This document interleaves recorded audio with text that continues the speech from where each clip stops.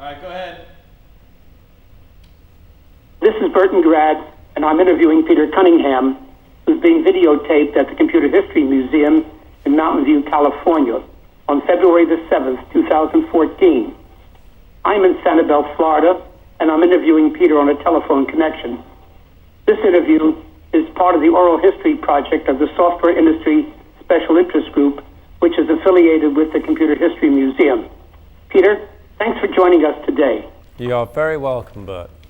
I'd like to get started with family background, when you were born, something about your parents, where you lived, siblings, those kinds of things. Why don't you start in? Okay, well, I was born in July 1941.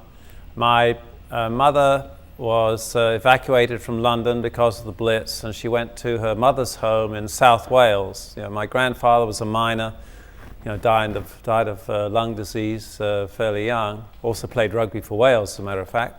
But so I was born in Wales. My father was in the RAF. He'd joined in 1932 and was in communications with the RAF. So I was the father and my mother got married in 1940. My father had gone through Dunkirk and all the trials and tribulations there. And then my mother went to Wales. I was born there. Then my first sister was born there. My father stayed in the RAF until 1947 when he was invalided out.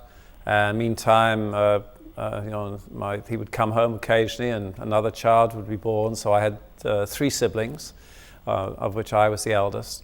And we moved to London. We went Wales, we were about a year and a half. Then we moved to Devon, spent first 5-6 years of my life in Devon. And then when my father was invalided out of the RAF, we moved to London. My mother had been at 18 years old. She had left Wales and gone to work for a family in Egypt, a Jewish family that was the husband was the lawyer for the King of Egypt, and that particular family was very important, very influential in my early years, and in fact. We've stayed friends with them to this day. I still see the remaining family members. So then I grew up in London from the age of about 7 till... Let's stop you for a minute, Peter. Go ahead. Let's go back. This was King Farouk? Yes, exactly. That must have been quite an experience. Did you ever go to Egypt and meet with any of the people there? No, I didn't. But the family, the lady of the family was a Masseri. It was an Italian Jewish family, and the father was an Alexander from Egypt. But he died fairly young. I actually didn't know him. I just knew the mother and then the 2 sons that were about 12 years old, 12, 14 years older than I was. They were in their 20s when I was a young teenager. And then the granddaughter, who was actually my earliest friend from the age of 4 years old in her part, and about 8 years on mine. She was actually friends with our whole family because my brother was the same age as she was. So we all grew up together, and they were a legal family. The 2 boys both ended up as pretty high-powered lawyers. The husband of the granddaughter is actually a very high-powered lawyer in the UK. So big influence on my life. Stay a minute now. So how old were you when you moved to London, Peter? About 1948, 7 years old. So you were still young. So yes. your schooling took place after you had moved to London. Is that correct? Yes, correct. Did you live in different places in London, or you're primarily in one location there? There are two main locations. We had a cottage in Highgate on the estate that this family owned, and they were very kind, very generous to us, and we would look after the place for them and cause consternation by playing in the garden, in the lily ponds and things like that. But wonderful. So I went to school in Highgate, and then went to a Jesuit school in Finsbury Park for my high school. And basically started studying maths, physics, and chemistry from the age of about 14. So I'm a very poorly educated person from that perspective. It's a very different English system from an American system, where in England you specialize very early. And then I went to, my parents moved to, sorry. Let's talk about your years, or we would consider high school, up to maybe 16 or 18 years old. Yes, that was... Now, were you in boarding school, or were you in just a day school? No, I was in a Jesuit grammar school, and my parents then had moved to Edmonton in North London because the family sold their place and sort of just moved out into different houses. So we moved to Edmonton. I went to school at Stamford Hill, the Jesuit college, and then I studied, maths, physics, chemistry from about the age of 14. Did some advanced placement things there. Played rugby, cricket, and actually tennis was my main sport. Then I went to Imperial College London when I graduated from high school. Okay, a couple of things that you sent me some notes, which we will incorporate if we wish in the things. What is FFAGINS? Say that again? In your notes, you say you were captain of the tennis team and of FFAGINS. Oh, Fagans, right, Fagin. Well, you remember in the Charles Dickens story, there was a guy called Fagin. And so we had our first team captain's name was Bill Sykes, and we were looking for a name, so we decided that Sykes meant it was a Fagans team. So Fagans, it was essentially an old boys, well, I was one of the first people on the team, but it was a social and old boys rugby team for Imperial College. Actually a very, very good team. We used to, when we played our first team, we actually beat them once. So it was a sports, social, fun, singing team. So that's similar to what we would consider intramural kind of thing, rather than playing against other schools. That is correct. We would usually play against the police, against hospitals, against whatever it may be, whereas our college first team really was restricted to playing in colleges. And let me go back now. As a teenager, sports apparently was a major interest of yours. Were there other interests at that time, things that you spent time in besides school? Tennis, mainly. So mainly sports? Yeah, mainly sports. And gosh, yes, I as I say, culturally I was pretty disenfranchised in many ways. Although I do remember I do remember going to the library and checking out records. And my grandfather had a wonderful classical music collection, and which we eventually inherited. And we used to go down to the library and take out Stravinsky and people like that. But and I read a lot, frankly. It was so reading. But I was in a wonderful environment near Hampstead Heath and Highgate when we were in Highgate, and then I fished a little bit. So when I went to Edmonton, I basically played tennis. Went to the tennis club every weekend, Saturdays, Sundays, evenings. That was our social experience as well. Let me try another direction.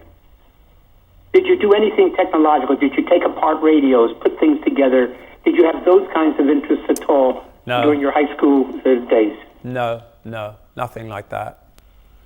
No, I think I played chess a little bit, cards, bridge, canasta, those kind of things. But but actually working with my hands, putting things together. What sort of things? No, I didn't. I mean, I did not do any work with my hands or putting things together. That really wasn't very interesting to me. Okay. Now you've gone to college. You take an undergraduate degree in then physics. You get a master's as well, or how does that work there in Britain? Well, Imperial College is it's probably one of the top technology colleges in the world, and it's always ranked very, very highly. It's very hard to get into. It's also a very international college. It has 3 schools: the Royal College of Science, which is physics, chemistry, mathematics, biology, botany, that type of thing. Has the City and Guilds Engineering College, which is the aeronautical and electrical engineering, our electronics, and civil, mechanical. And then it had the Royal School of Mines, which was mining technology. And particularly in the engineering and the mining schools, you had a lot of international players. In fact, probably a higher percentage than anywhere else in Britain. So it was a very international college. And we had about 3,000 guys and 100 women at the time. So this was a very male-oriented society. Our college is right by the Albert Hall. If you ever go to the Albert Hall in London, Imperial College is right by the Albert Hall, going between the Kensington Gardens and down to South Kensington Station. So an incredible area. There were a lot of women's colleges around, so we had no shortage of women coming to our dances because they knew that there was a lot of fresh meat there that they could latch onto.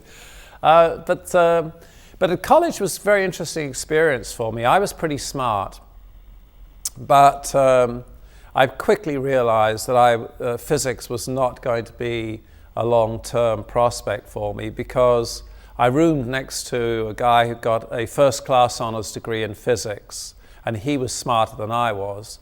And then I studied under 3 Nobel Prize winners, and he was not in their league. So, physics is one of those disciplines where there's no skating around the bush. It's like mathematics. There's no skating around. You can't dodge. You can't weave.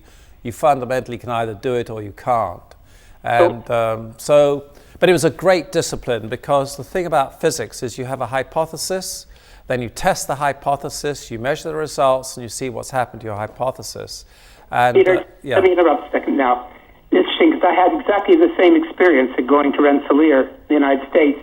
I was majoring in physics, and after 2 years, I saw that the other guys smarter than I were. Right. And that they could handle the mathematics better than I could. Yep. I could do okay in it, but I wouldn't be great. Right. That's when I switched to business administration. So, well, we didn't have that option. So, I mean, you're absolute. I mean, and you're so right, Burt. I mean, I know.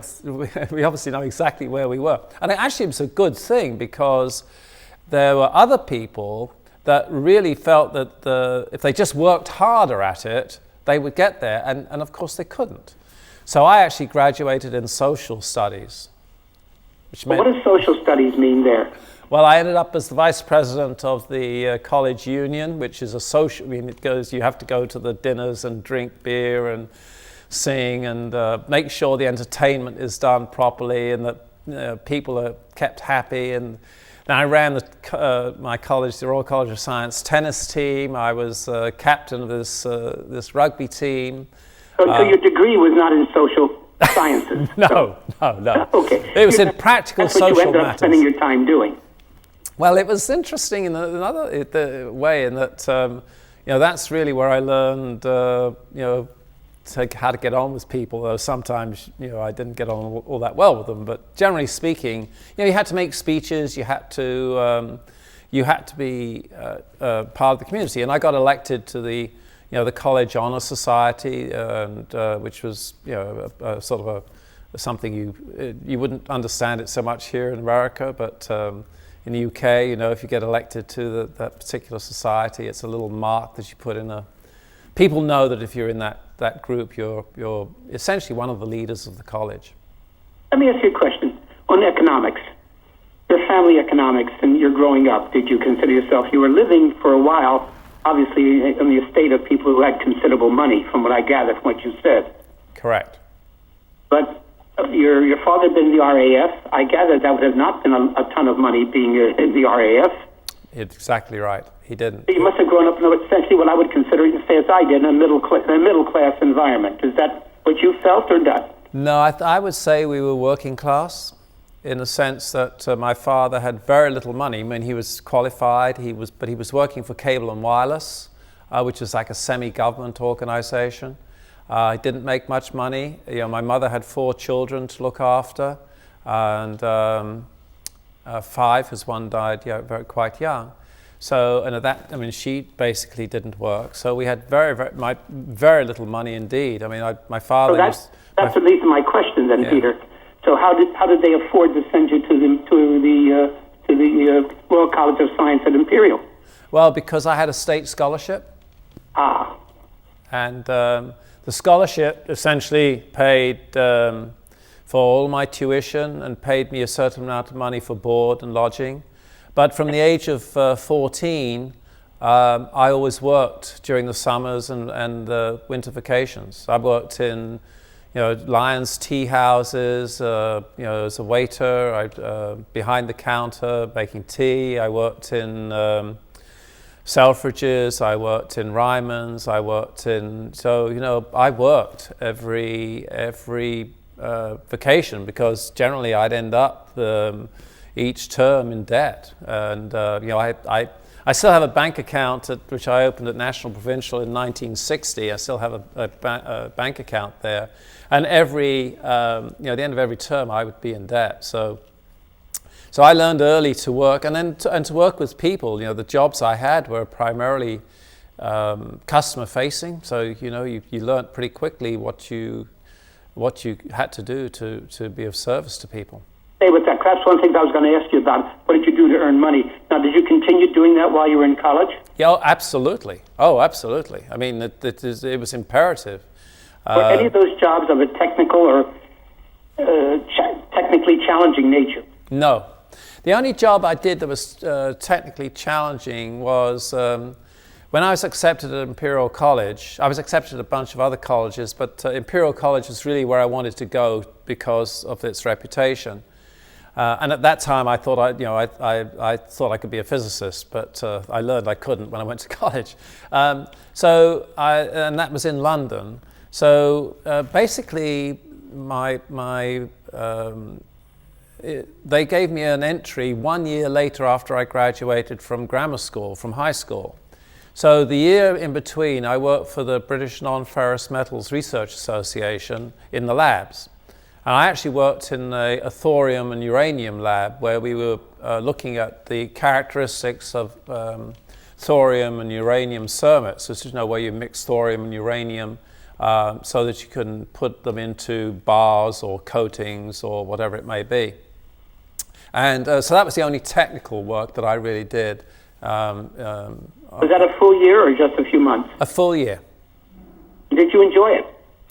I actually enjoyed it a lot. I mean, again, the two guys I was working with were really very bright. The whole group was bright, young, and it was a non-ferrous metals research association. So, the people that dealt with non-ferrous metals, the companies that were in the industry supported this association, supported this lab.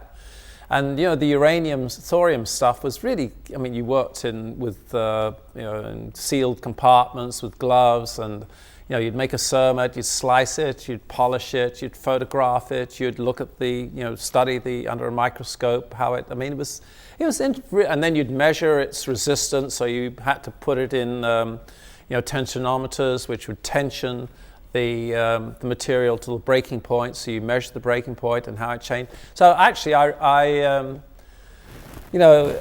really enjoyed that. In fact, I enjoyed lab work a lot. I guess it was the theory that I found not quite so interesting. Okay. One more thing. How did you get the scholarship?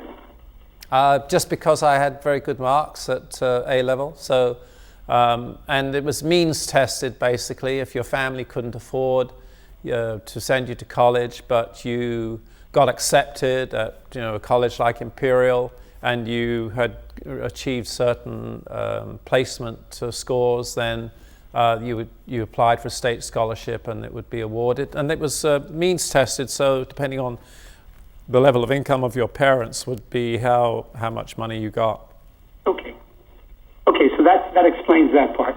Yeah. Anything else to do with college? Anything else before your graduation you think would be of interest or would be relevant to what you ended up doing? Not really. They did have, there was sort of mutterings about computers, and because Imperial College, again, pretty advanced, now has a very advanced computer sciences department. So there were kind of mutterings about computers, and there were things in the college newspapers and things like that. And some of the stuff I'd read at college was kind of interesting. And the thing that, in a sense, at the time, of course, interested me was when you do research, you collect a lot of statistics and a lot of numbers, and just the actual processing of all the data is really time-consuming and error.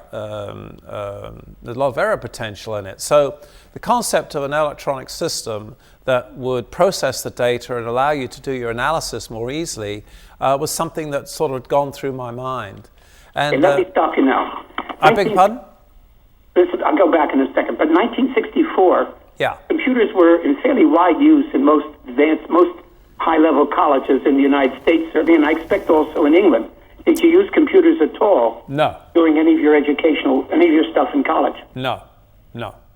That's interesting. Yeah. No, I don't know that I'm sure they did have somewhere, and maybe I'd read about it. Maybe, they had actually got an ICL computer in or something like that, and it had been published in the college newsletters. That probably was how I heard a little bit about computers. But in terms of actually, you had any direct experience, you hadn't had any programming or any direct use of computers while you were in college then? None at all.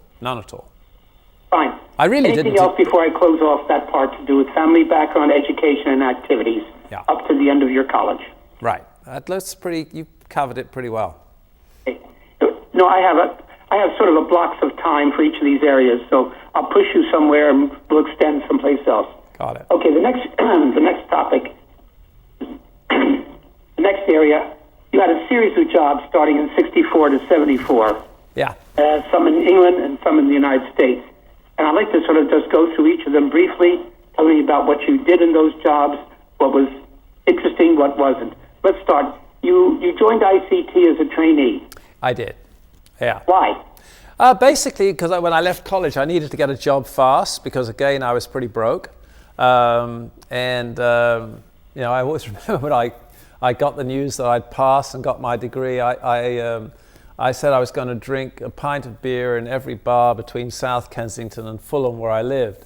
Well, I got through about 10 pubs, and I wasn't even halfway. So, but it was a great relief for me to graduate. And then I needed to get a job quickly. And I looked at, this idea of the computers was sort of mulling around in my brain. So I thought, well, who are the computer companies? So ICT was the British company, IBM was the American company. I went along and did aptitude tests, and ICT quickly offered me a job, and I accepted it because it was within walking distance of where I was living. And at the time, I was just left college. All my activities were surrounding college in South Kensington. I was still involved in the tennis and the rugby and the social activities. So having a place I could walk to was really attractive to me. So I joined ICT as a systems programmer. And ICT. Hold a second. Did you have been living on campus, off campus? What was it while you were in college? What, I'm sorry. Oh, I was living. Part of the time I lived on campus. They had a hall of residence in Southside. I lived there.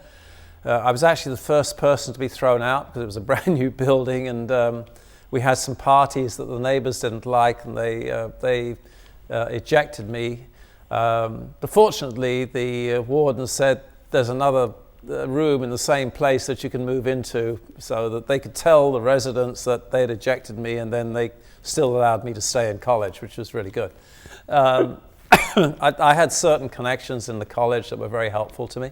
And then, but then we moved into Fulham when, in my last year at college, I shared an apartment down in Fulham with a group of people that, we were all rugby players and involved in the union. It's a very, very useful place to live because it was above a ladies' hairdresser, next to a greengrocer, 2 doors from a sort of chemist shop, and 3 doors from a betting shop where we all worked. So the betting shop was the source of income, or a supplementary source of income while we were at college. So so my whole center of gravity was around the Fulham, South Kensington, Putney area. Okay, you started at the ICT. Do you remember what your initial salary was? £400 a year. which was, at that time, there was about, I think it was about $2.40 to a pound, so it would have been about $1,000. Pardon me? I do the numbers quick. $1,000 a year. $1,000 a year, yeah. Mm-hmm. Okay. And, okay. Well, yeah. So you were in a programmer training thing. What sort of things? What did you learn? What languages? What did you do? Well, basically, at the time, ICT had plugboard systems that they used primarily, but they'd got another set of computers that they had got going, 1300s, I think they called them. And what they wanted to do was move into the third generation. If you remember at the time, IBM was starting to move into 360s, 1964, and ICT had something called the ICT 1900 series, which was a Franti-Packard computer, Canadian developed I think it was, that they had licensed. And that was their third generation computer. It was a 24-bit word machine as opposed to a character machine. So I did 6 weeks of programmer training out in along the Thames somewhere, and then came back into the 1900 systems programming group. And they directed you into different things. Some people they put in applications, and I guess the good programmers they put into the systems development. And my particular group that I was assigned to was sort merge. So at the time we were doing mag-tape sort merge programs, and basically in assembly language and to a certain extent machine code, because they were still writing the assemblers and the operating environment for the 1900 series. So assembly language was basically what I learned first. And then they had a software program called Plan, which was sort of like a little bit above the assembly language for the 1900 series. And we worked on paper tape primarily, not punch cards. So it was paper tape oriented, mag tape oriented. My particular assignment right off the bat was to write merge programs. So, when you do sorts, essentially you then want to merge the sorts together. That's the way you did larger sorts. You broke a problem down, you had multiple sorts, you merged them together. So I wrote a merge program. And then the other one I got involved in was a read-reverse polyphase sort. There was an ACM publication, I think in 1963, which postulated the various kinds of sorting techniques that you could use with mag tape. And that, funnily enough, became our little Bible. We would refer to this article and to the references in the article and use that in order to create our sorts and our sort merge programs. So I did that. Before they did not. It was not a disk machine or a drum machine at this. No, nothing. They didn't exist at the time.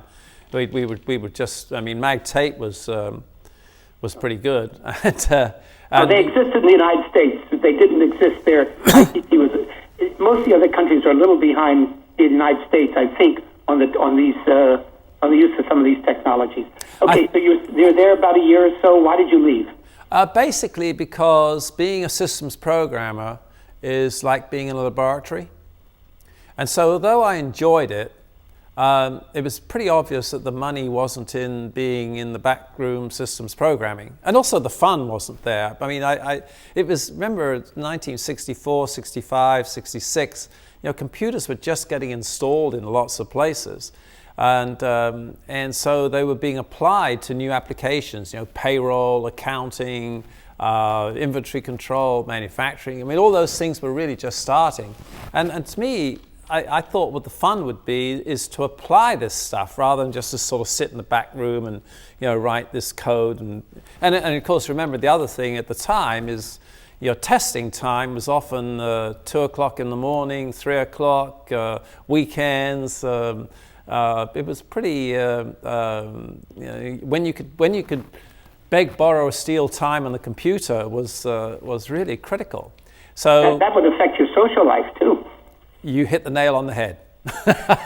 So okay, Peter, I'm going to keep moving along. Anyway, so what I did. Decide to leave. Yeah, how do you get the job with McClintock? Yeah, I did. Well, and actually, again, we weren't being paid that much either. So I moved into the applications area with McClintock, Mann, and Winnie Murray. That was a consulting company that had been set up by 3 British accounting companies: Mann, Judd,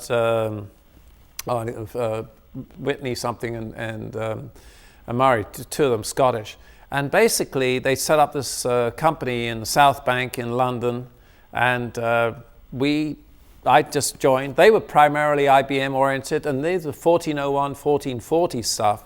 So it was character oriented programming, but it was, and there I did come across my first disk drive, the 2311, I think it was, or 23, if I remember right.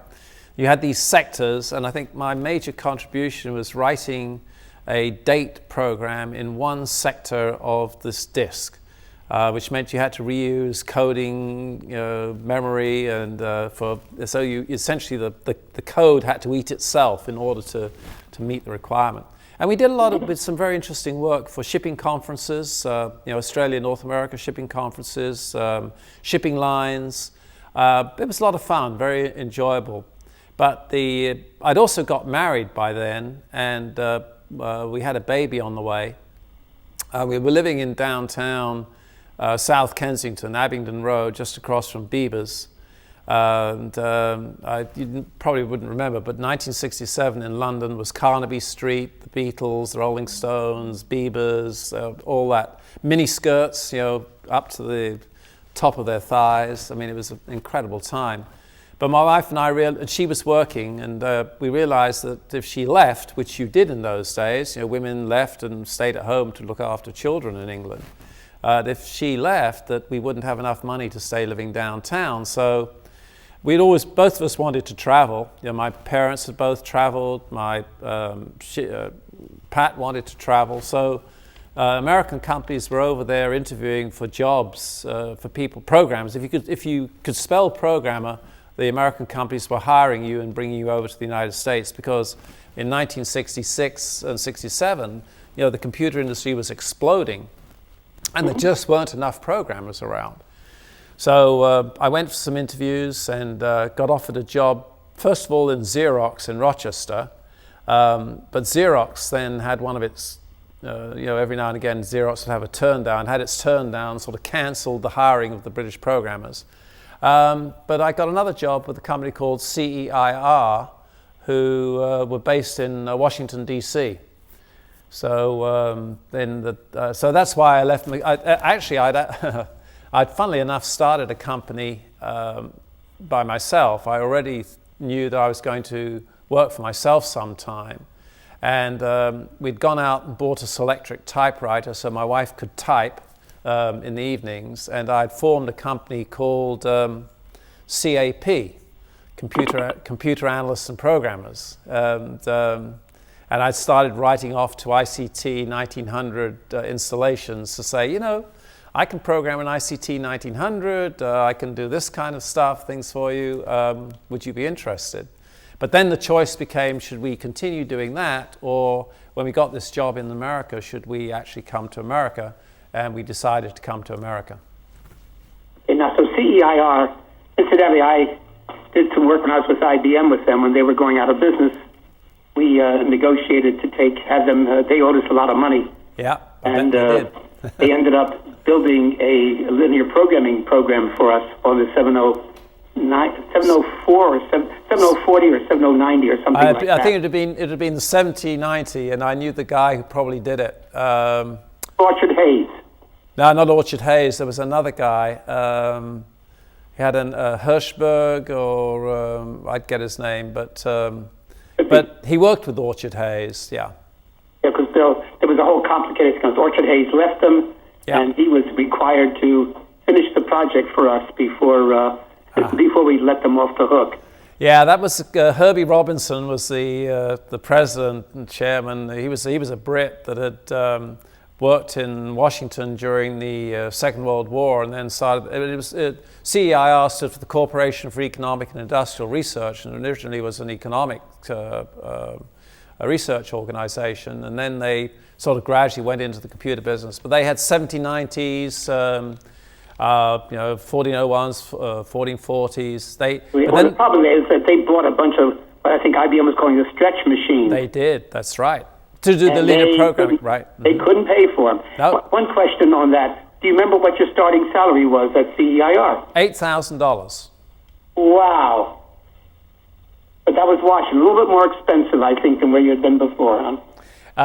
Yeah, that was 1967. Yeah, I went from 400 pounds at ICT, I think, to 1,600 pounds when I joined McClintock, Mann, and Winnie Murray. But you know, that's still like $3,000-4,000.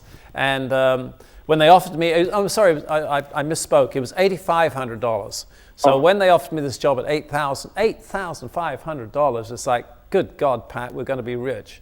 And then, of course, I found out we were essentially slave labor because, you know, you had to sign an agreement that said if you left within 2 years, you had to pay all your transportation costs, your living costs, and everything like that.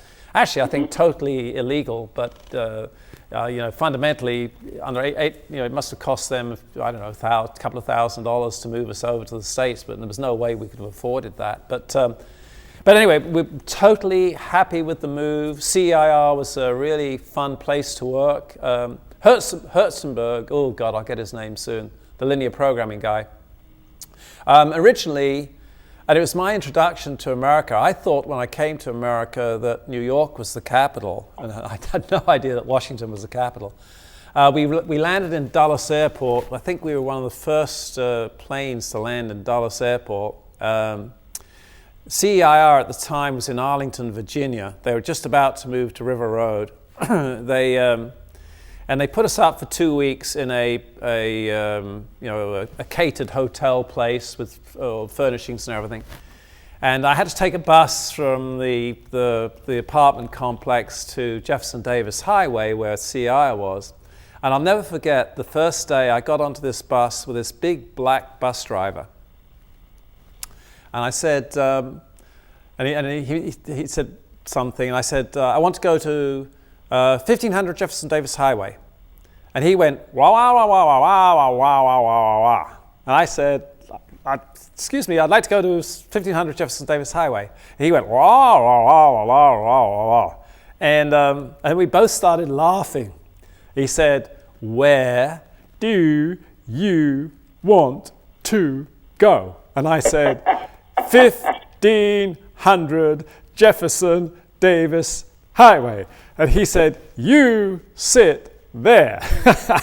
It was like we were both speaking English and we couldn't understand each other. And it was really funny. And we got to the stop and he said, you have a nice day. I'll never forget that guy. It was my kind of introduction to Washington, and it was such a friendly, it was so funny, and it sort of pointed out the differences between our two societies in such a lovely way. I'll never forget that man. Let me ask you some questions. So according to some of the notes you sent me, your first project there was to work with what became Arbitron? Yes. CEIR owned this subsidiary, American Research Bureau, which essentially did TV and radio audience measurement research. And it was a competitor for Nielsen. And at the time, both of them did TV and radio. And so I was seconded to the department or the company actually in Beltsville that carried out this research. It's actually, in a sense, my first exposure to research, because twice a year they would do these surveys where I think at one point we would do a million people, 1 million diaries. These diaries were sent out to 1 million Americans in different localities around the United States, and then you collected these diaries back, and they had to be key entered. By this time, of course, I knew about punch cards and how to sort them out and things like that. And then you fed them into the computer, and then you calculated the ratings that were used for spot buying. So all the TV, radio spots were bought based on these ratings. So the ratings were critically important to advertisers, advertising agencies, and the radio and TV stations. So it's a really great business, actually. And we had about 20 programmers in our group. We were writing at the time for the IBM 7090 and then the 1401s that they had. CEIR also had some SDS machines, some G265 machines that they were starting to develop time-sharing systems for. But anyway, I went over to Beltsville and started work there. Great bunch of people. A little different. The people in the River Road were pretty high-powered linear programming, working on Air Force contracts, dynamic programming, that kind of stuff. The people over in Beltsville were primarily applications programmers, ex-policemen and maintenance people and operations people. A great bunch of people, but more down to earth, I would say, than the people on River Road. Also, of course, that bit of the company was making money, whereas the government bit wasn't. I don't know, after about 3 or 4 months, they made me the assistant manager for this programming department. So I had about 25 people reporting to me. But that was really, and then essentially Control Data Corporation bought CEIR because CEIR had this time-sharing service. It also had the 360-65s up in New York that they were working on too. So Control Data bought the company, I think in, I joined in January 67, and I think Control Data bought them the end of 68. Actually, your note said 1968 that they were acquired. Yeah. Now, I thought they had become bankrupt at that point in time. They were close to it. Yeah, that's true. CEIR, I don't think they ever declared bankruptcy, but they were really close, probably because people like IBM were still allowing them to go on without paying their bills. Yeah. It was a long time. I don't think we wanted them to go bankrupt, so we forgave money in order to, they gave us a linear programming code. Yeah. We wouldn't hold them to the contract they had signed. Well, the other thing is because their data center in New York was, I think, something that IBM, I think CEIR had one of the first 65s. Could well have been. Yeah, and so it was a kind of like I know that because I used to go up there and work on it for some things, and then, no, maybe I'm getting them missed. It was MSA that had the 65s up there, or MSA bought the center, or something happened anyway, but CEIR was kind of like an important role. Oh, maybe they were getting a 65 in the data center in Washington. That was the whole thing. And it definitely was. I mean, the IBM people would come into the data center and bring other clients in as like a demo center in Washington, D.C. for sure. I know that. Now, did you enjoy the programming? Did you enjoy management? Those are the two questions I wanted to ask you. Well, I love programming, and I was pretty good at it. And I also like doing projects. One of the things I learned, people taught me, was that you had the Brooks book on the mythical man months and all that kind of stuff. But one of the things I learned about projects is that you keep breaking them down. You break them down into the components. It's like a car. You disassemble it. You're going to plan it. You've got to plan it right down to the last nut and bolt.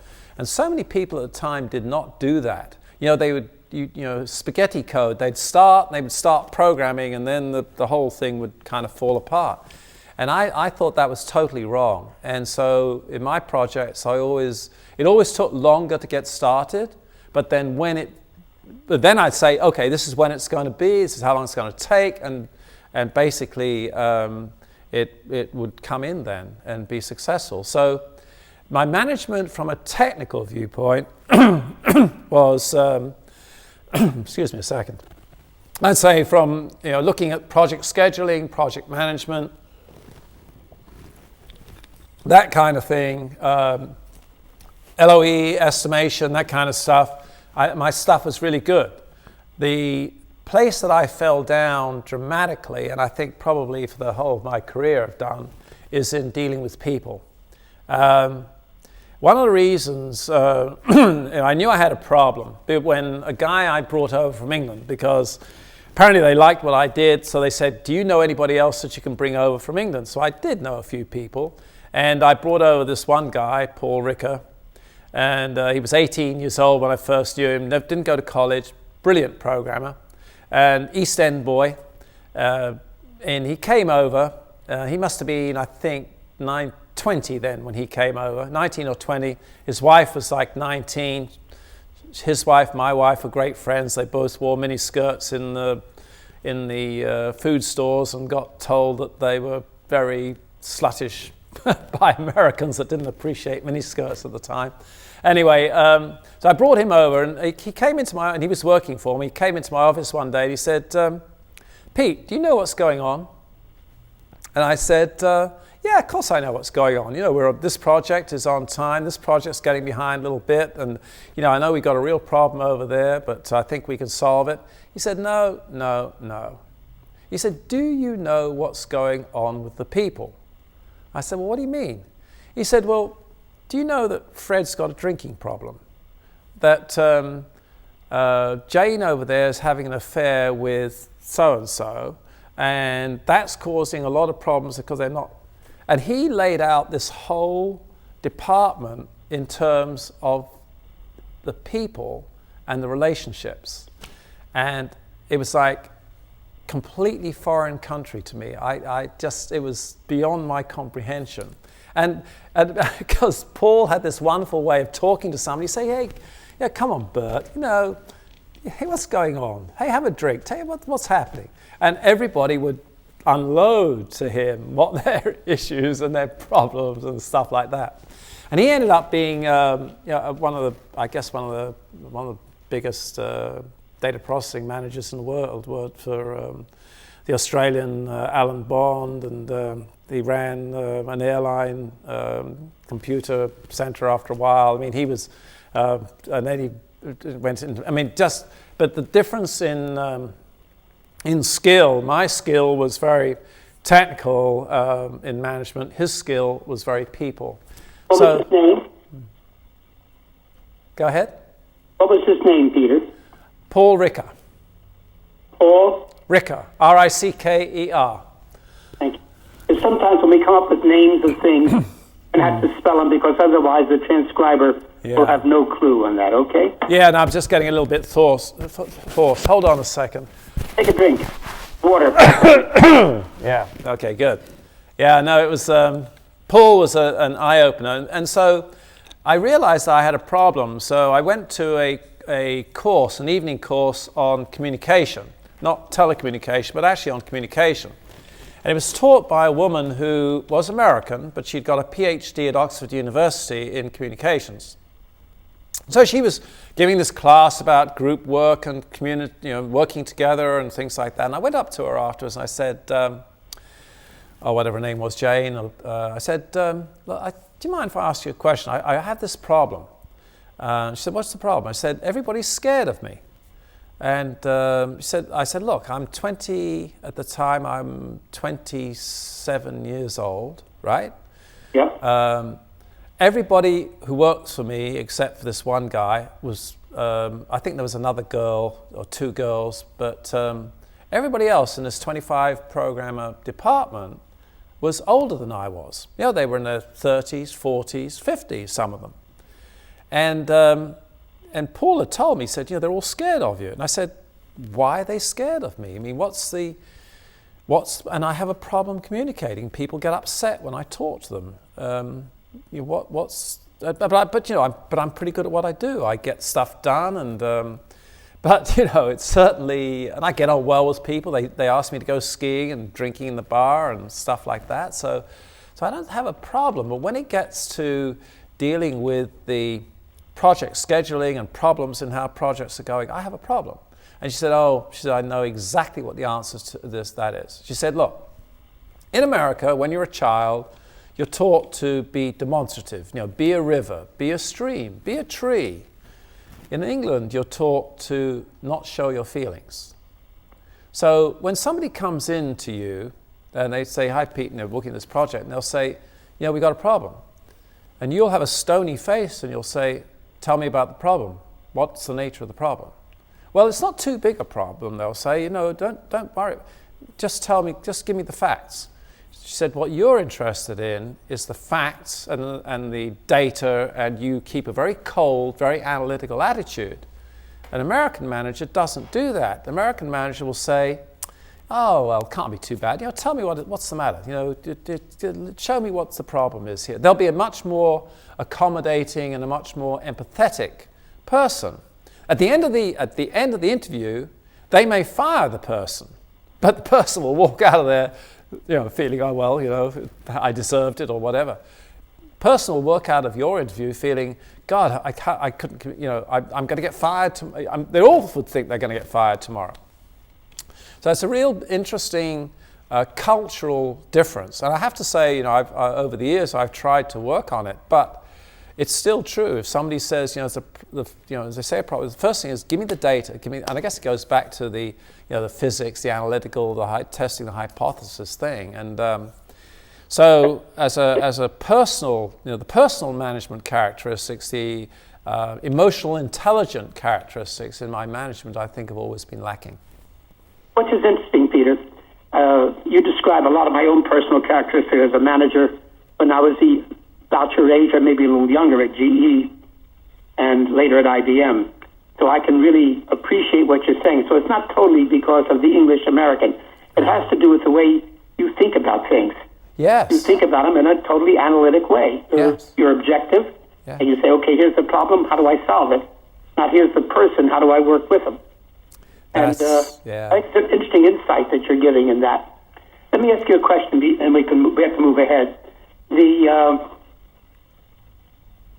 Did you use that knowledge in any way to either change your behavior or to seek jobs in which that behavior wouldn't be a problem? No, to me, it was a very important insight, and you're very interesting question, because you do at that stage in your life have, you're 27, 28 years old. So which direction do you go in your life? Do you go down the technology path, or do you go down in the people path? There's a wonderful book right now, I don't know if you've read it, it's called The Brain is Wider Than the Sky by a guy called Brian Appleyard. And the first line of the book's title is the first line of a poem by Emily Dickinson that was written in the 19th century, which is essentially about the concept of the brain. Then she was looking at the brain and how it runs a human being. And what Brian Appleyard was looking at is, what's our future? The technologists will take us in this direction, like Kurzweil, for example, with the singularity and stuff like that. And then the social scientists will, or the emotional intelligence person would take you in a different direction. So at that point in time, I had a decision to make. And because I could go back to programming. I was a really good programmer. As everybody told me that. And I could go back and I enjoyed it. It was really fun. I mean, you look at the programmers today, all of us, I still regard myself fundamentally going way back as a programmer. And it's incredibly fun. But also dealing with people and solving problems and applying the technology is a different kind of fun. And I was kind of torn, but I decided what I should do is change my characteristics. And you all know programmers that are difficult to get on, technologists that are difficult to get on with. I didn't want to go down that path. I really would, ideally, I'd like to be somebody that had a certain amount of emotional intelligence, although you didn't call it that at that time. So I tried to change my behavior, and I think with some success, although under stress, I always fall back into that cold, analytical, objective way. It's just hard to change. And basically what I learned is to tell people that. I think that was one of the biggest changes I made, was to say, look, this is my, when I was hiring somebody to work for me, I'd say, look, this is my characteristic. I get very cold, very objective, very analytical. You just have to deal with that. And so I think it was very insightful. That woman, I still, like the black bus driver, that PhD woman, and actually a woman that I shared an office with in Washington. As a black lady that had a huge impact on the way I thought about America. Because remember, you probably, maybe I'm sure you do, but 1967, 68, 69 in Washington was not a happy time. We had the race riots, we had the, Washington being burnt down at certain points. It was not and Washington at the time was essentially a southern town. I mean, it was in the South, and the attitudes in Washington were pretty racist in many ways. Peter, I grew up in Washington, D.C. Actually, one of my uncle's store on 7th Street was one of the ones that was burnt down. He had a liquor store. It was burnt down during those riots.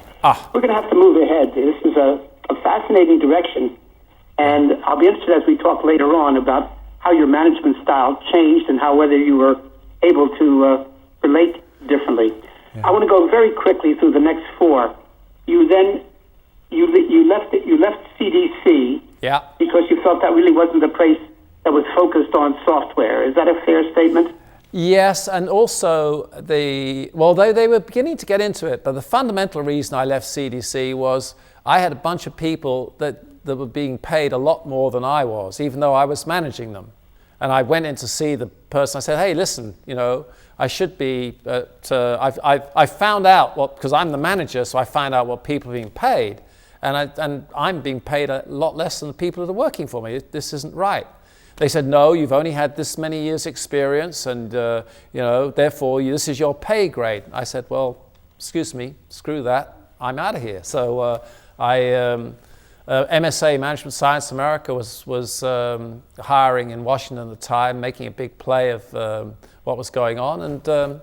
And so I went to talk to a management science. Plus, ARB was kind of like in a particular narrow segment, and I wanted to see other things than just American Research Bureau. So after the CDC acquired them and I designed the system to shift to the CDC 3500s, I'd sort of laid it out, and actually pretty neat little system. When that was done, then I left to go to MSA, which was coming into Washington, buying up companies, data centers. They bought 4 data centers in Washington, D.C. The whole idea was that they would go public in 1970.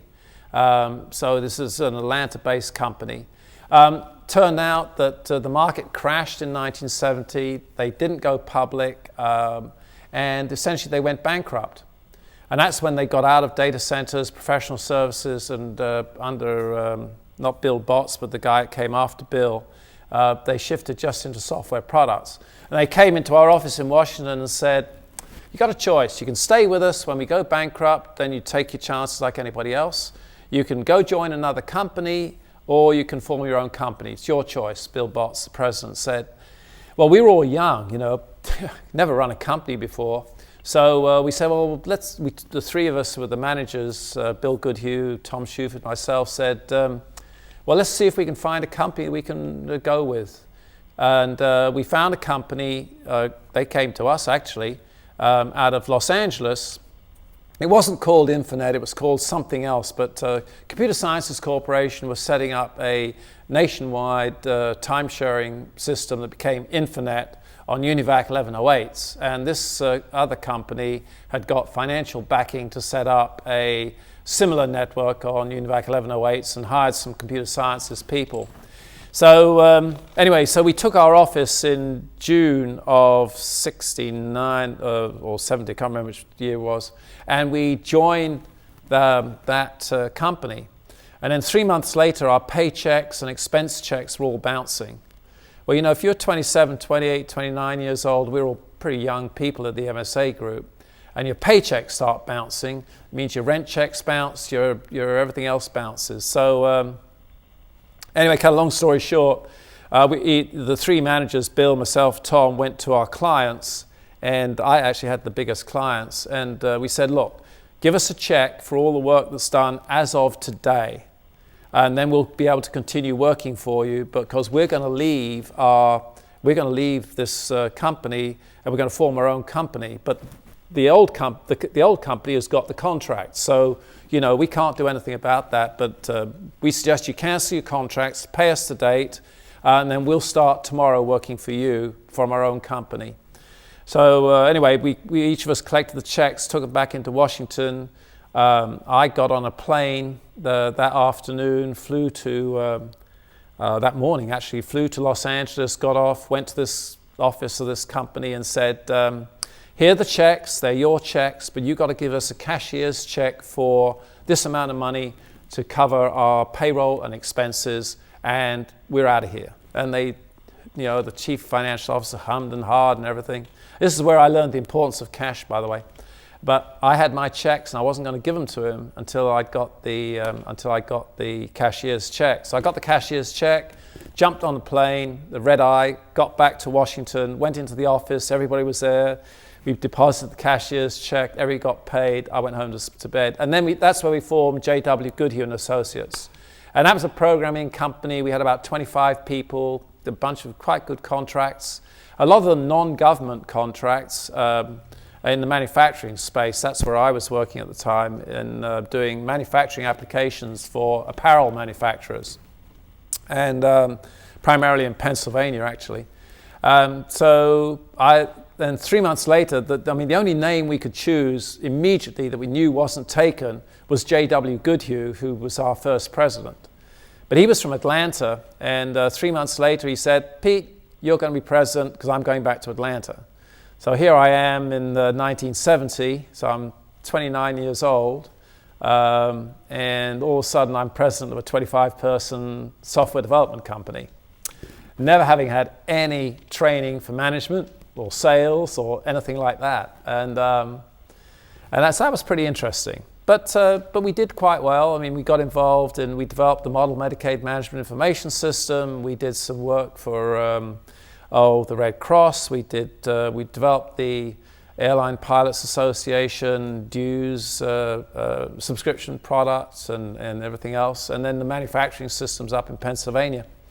So that was interesting, running the company. Actually, we were growing it, but I had a wife, 2 kids by that time, expenses. So what we did was we sat around the table and said, okay, well, how much money can you put in to buy shares? So I could only put in $1,700. That's all the money I had.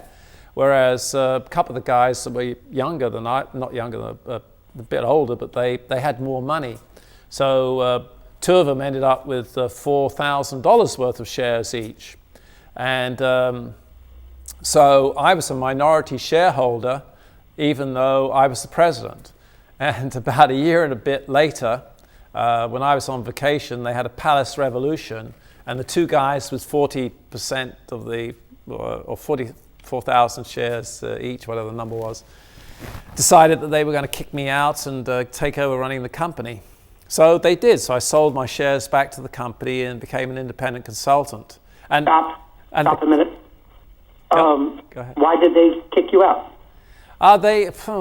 Because they thought they could run the company better. Well, did that mean they weren't happy with you as a person? They weren't happy with your management style? It had to be something more than just money. Do you know, I never really found out, actually. I was changing the organization. Like, one of the guys was, there were 3 managers in the original office, right? There was Bill Goodhue, myself, and Tom Shuford. And when Bill Goodhue left, he made me the president. Everybody else had to agree, but fundamentally Bill, we basically did what Bill said.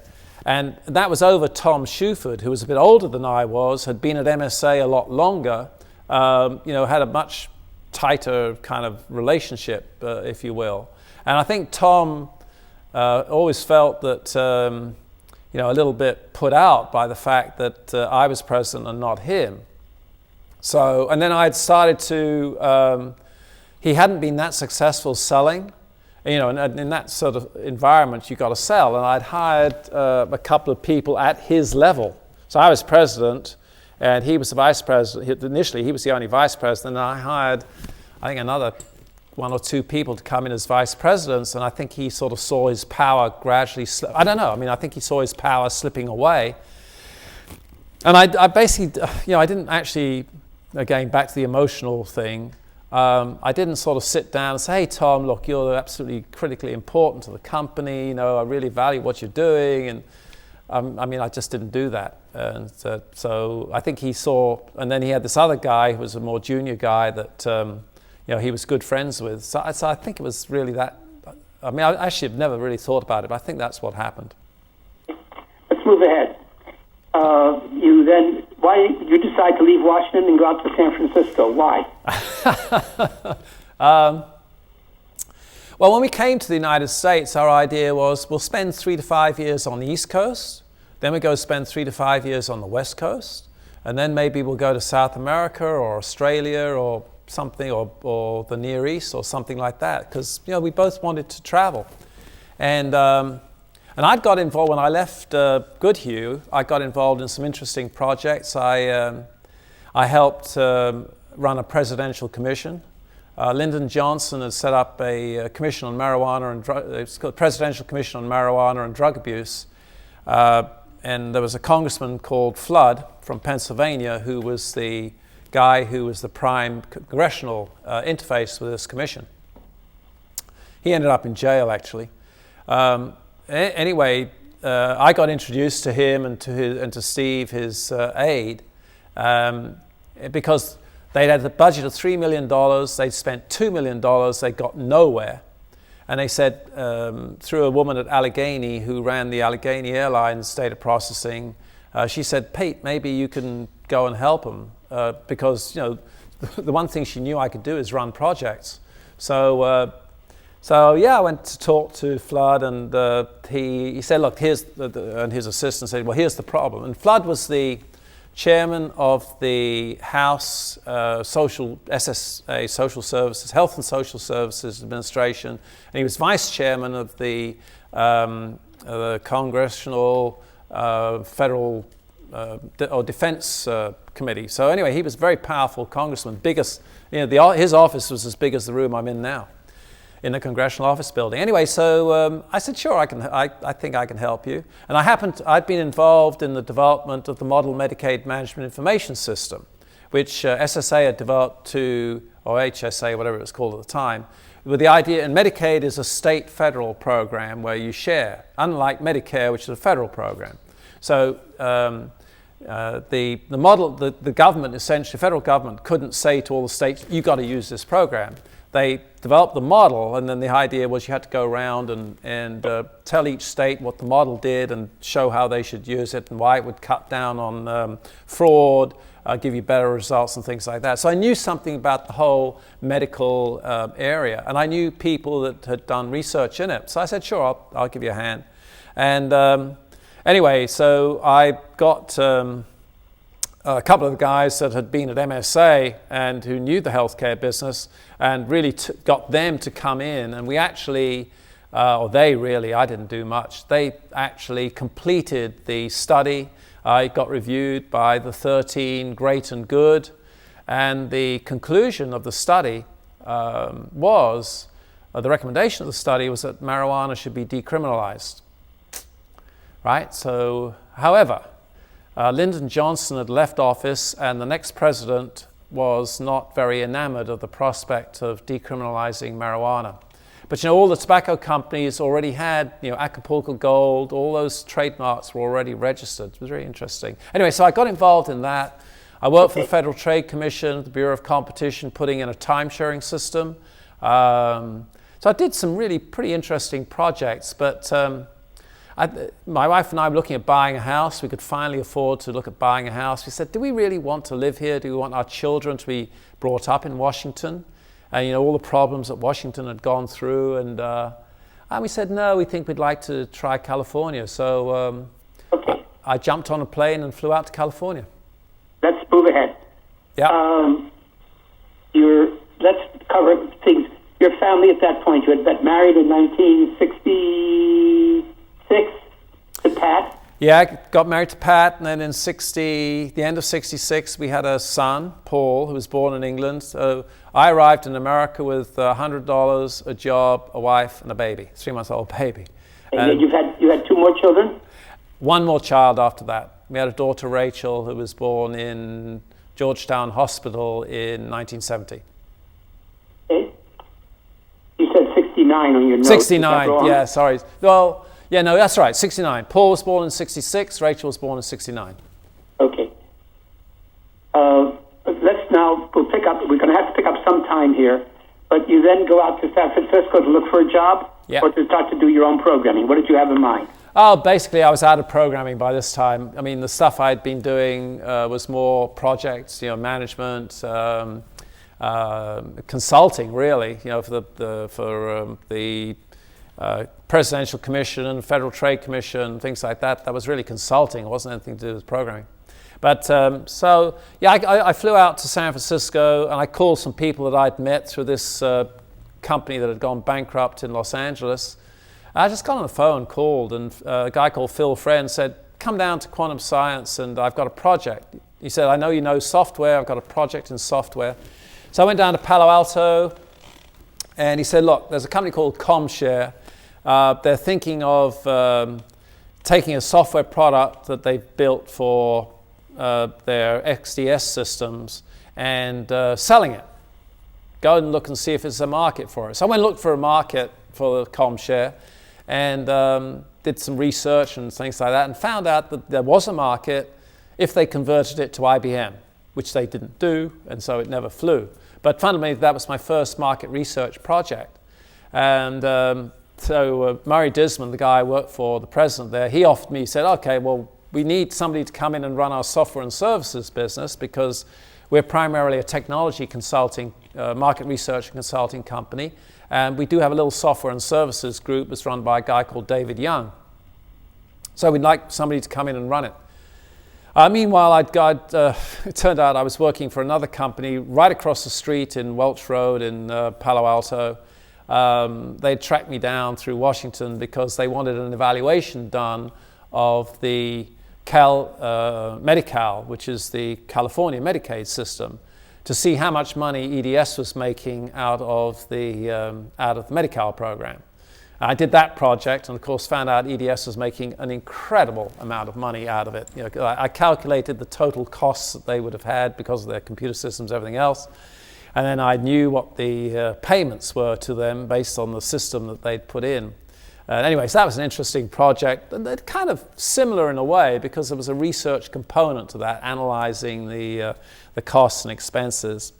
EDS ended up losing the contract, and it went to Lockheed, as a matter of fact. So EDS, I guess, wasn't very friendly to me at the start of our relationship, but it got better as time went on. Anyway, Quantum Science offered me a job. They said, we'll fly your wife and child out here, and children out here.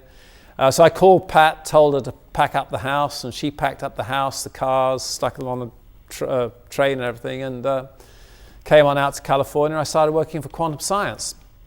And they had a software and services program, and this is probably one of the first, where we were looking at what's the future of the software and services industry. They actually had the contract with Adapso to do the annual survey. And I think I may have worked on it, but they lost the contract to IDC. And but I started doing market research, and I found out that I really enjoyed it because nobody knew that at the time in 1973, 74, the total market worldwide for software and services was about $10 billion. Now it's like $1.5 trillion, maybe more. And everybody gave away software and services because they were the things you used to sell the hardware. And I didn't believe that. I thought computers were like the engines in a car, totally useless unless you've got wheels and steering and brakes and lights and everything else. And software and services were the framework which delivered the power of the computer to enable you to do things. So my view was software and services was really going to be a huge industry in the future, and that's where people should put their time and their attention. But Quantum Science was primarily technology oriented. I was like 3 ranks down in the company, having been the president of an albeit small company in Washington. And they were doing stuff that I didn't think was right. Eventually, they brought a guy over to England, from England, to be my boss. And I, as opposed to the guy I had been working for, that I thought should be president of the company, and they didn't make him president, so they made this other guy the president. And I went into Rich Peters' office and I said, I'm sorry, I'm not working for you. He said, well, if you're not he said, one of us is going to leave. So I said, well, I suppose it's me. So anyway, I left Quantum Science November 1974. And then I had a choice what I could do. Go back into consulting by myself, which I when I did that, I made more money than I ever made working in a company. Burt, you probably know, it's like, when you're operating by yourself, you don't owe anybody anything, you pay all your bills, you have money to do what you want. I mean, it's a really, and if you're good at what you do, like you are, it's a very rewarding experience. But so I could have gone that way or form a company. And I talked to Pat about it. I said, I think I'd really like to form a company because right now I know the industry. I know, CSC, EDS, ADP, they're all $200 million companies. There were small companies getting started. I knew what IBM was doing and the big, the 7 controlled data and all those others. So you knew the industry, but I also knew that it was going to grow. And one person couldn't really comprehend the whole of the industry, and that if the value to deliver, to look at the future, what was going to happen, really would require a company and a team to do it. So we decided to form a company, and I formed Input. Originally it was Peter A. Cunningham and Associates doing business as Input. My first office was in my basement, which was also my garage, in Menlo Park and Sharon Heights. And every morning I'd get up at 5:30, go down to the basement. I got a telephone put into the basement and some wooden benches and stuff. It's very small. And then I'd get on the telephone at 6 o'clock, call the East Coast. So you work from 6 till 8:30 to calling the East Coast because it's time zone. Then I'd have breakfast, see my kids off to school.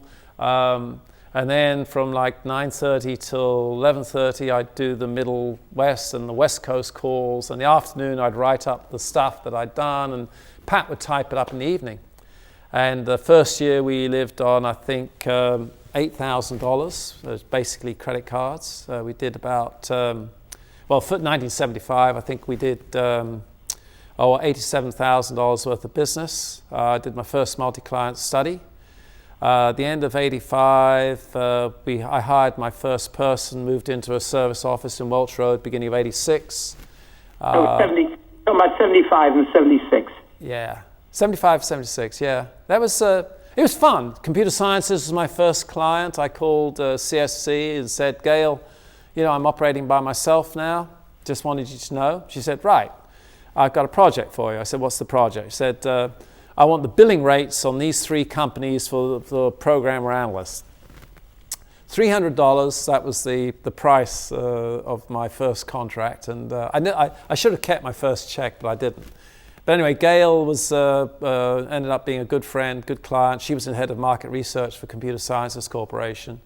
And anyway, so I did my first studies in 76. First study we did was 75. First study we did was the impact of the recession on EDP budgets. And there was a guy who wrote the Herd on the Street column in the Wall Street Journal. I don't know if you remember that. There was a herd at the back of the Wall Street Journal. There was a Herd on the Street thing.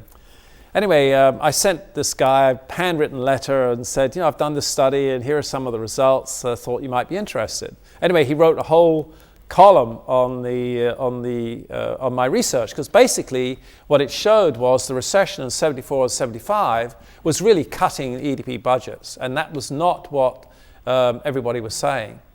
And anyway, so IBM was really pissed off about it, and a few other companies are pretty pissed off about it. They try to say, oh no, it isn't. But Charles Elias or Elia or something, Charles Elias I think his name was. Anyway, he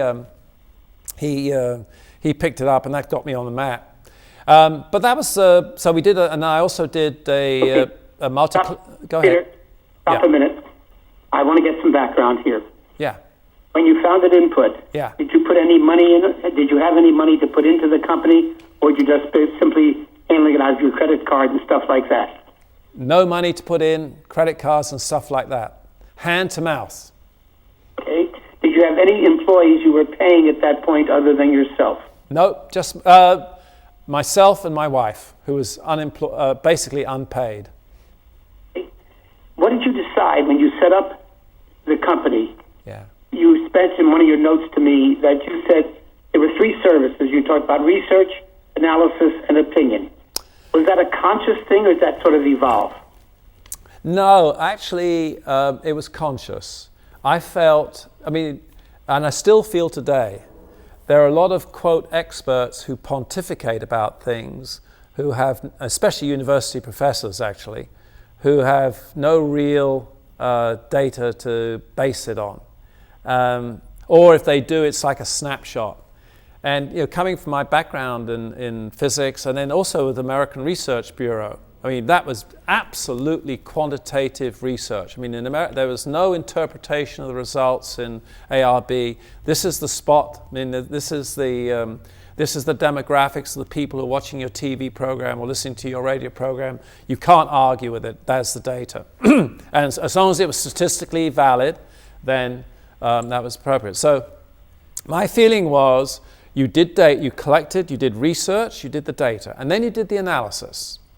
And then you applied your knowledge to the analysis to say what went on. And I have to say, initially, I felt companies should just do the data and the analysis, and that the knowledge should be our clients applying their knowledge and wisdom and experience to the data and the analysis that we had done. And I used to say to any prospect, I say, look, this is what we do. We collect data, we do analysis, and then we give a little bit of our opinion. And as we got more experience in it, people kept saying, we want your opinion, want your opinion, want your opinion. So we moved a little bit more to the knowledge base. But I'd say to you at IBM, look, Burt, here's the data. If you don't like the analysis and you don't like the knowledge, don't worry, there's the data. Here's the data and here's the analysis. Don't worry about what we think you should do. Here's the data and analysis. If they didn't agree with your conclusion, that was their issue. But they had the underlying information that you had used to draw your conclusion. Absolutely. Absolutely. Now, Let me stop. the difficulty... Stop a second, Peter. Go ahead. Let's keep going with this.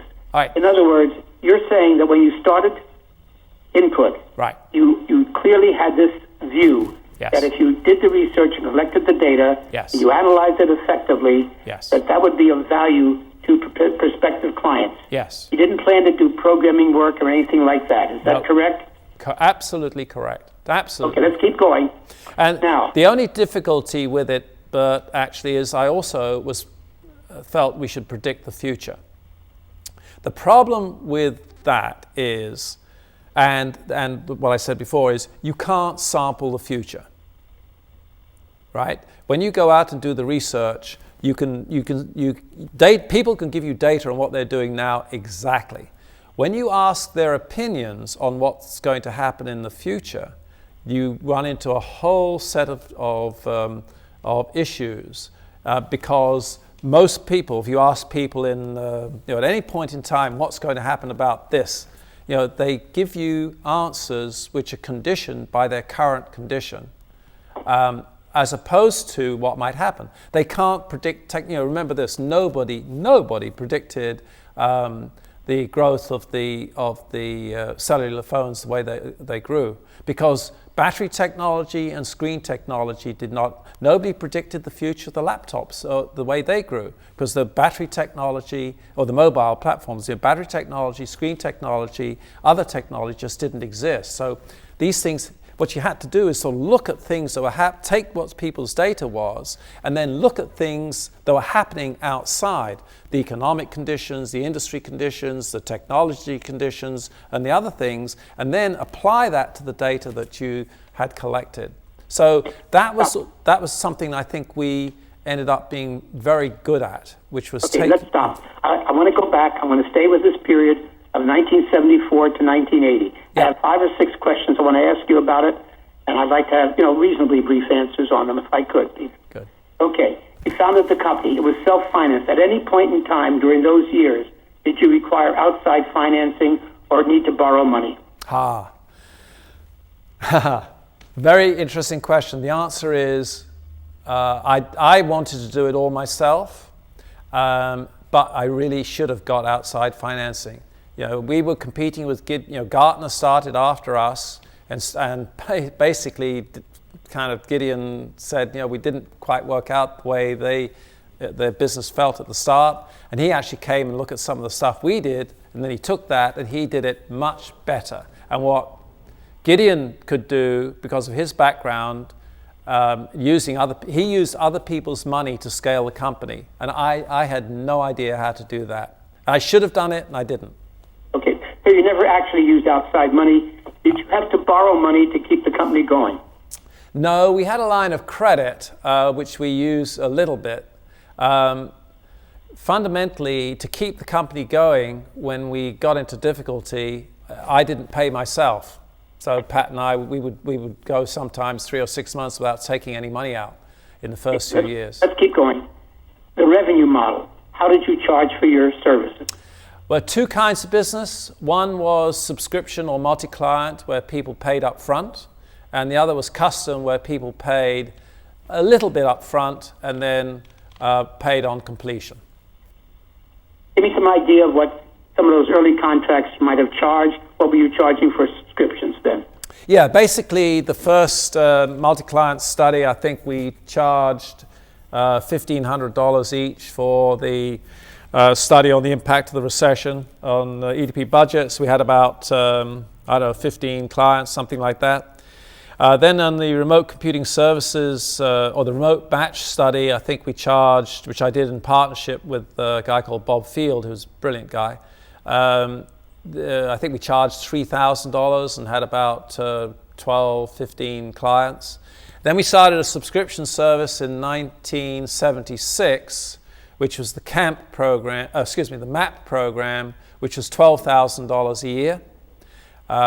We added a camp program the year after, that was $6,000 a year. Our billing rates for custom work were, $300 a day, I think, and for analysts was about $100 a day.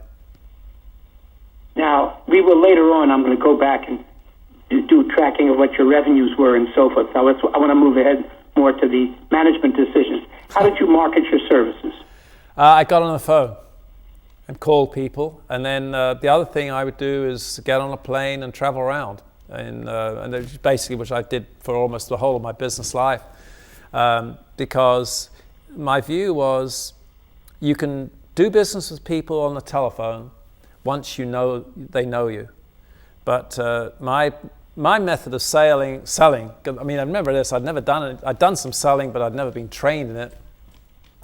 But basically, my method of selling usually was I'd turn up at your office and I'd say, "Hi, Burt, you interested in remote batch services, distributed data processing, whatever it may be?" You say, "Yeah, I am actually," it's because that's the topic of the moment. I say, "Okay, well, we've done this study, done the research, and here's a couple of charts from it." And I'd put a couple of charts, and typically what would happen, and I'd just lay them out, and I wouldn't give them to you. I'd just lay them out in front of me. And I would, very often, I'd see their hands start moving out. It's like, okay, because I'd have them upside down for them. I'd have them in front of me, and I'd see their hands sort of moving out, and then they'd say, "Oh," and then that was my sales technique. Actually, was to show them. So for example, you mentioned about this multi-client things. Yeah. Did you personally meet with each of those clients to get them to sign up? Not. Some of them I didn't. Some of them I'd known, like computer sciences, IBM. But the others, yeah, I had to get on a plane and travel. I spent travel money right from the start. And keep going. Yeah, and then the other thing I did, so there was no marketing. I didn't know. I did know that you sent press releases to the media. That's how I got that thing into the Wall Street Journal. But that was the extent of my marketing. Let's keep going.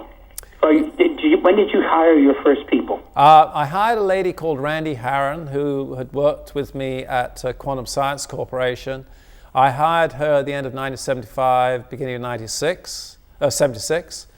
And she actually, off and on, worked for me for the next 20 years. She had... Spell her name, please.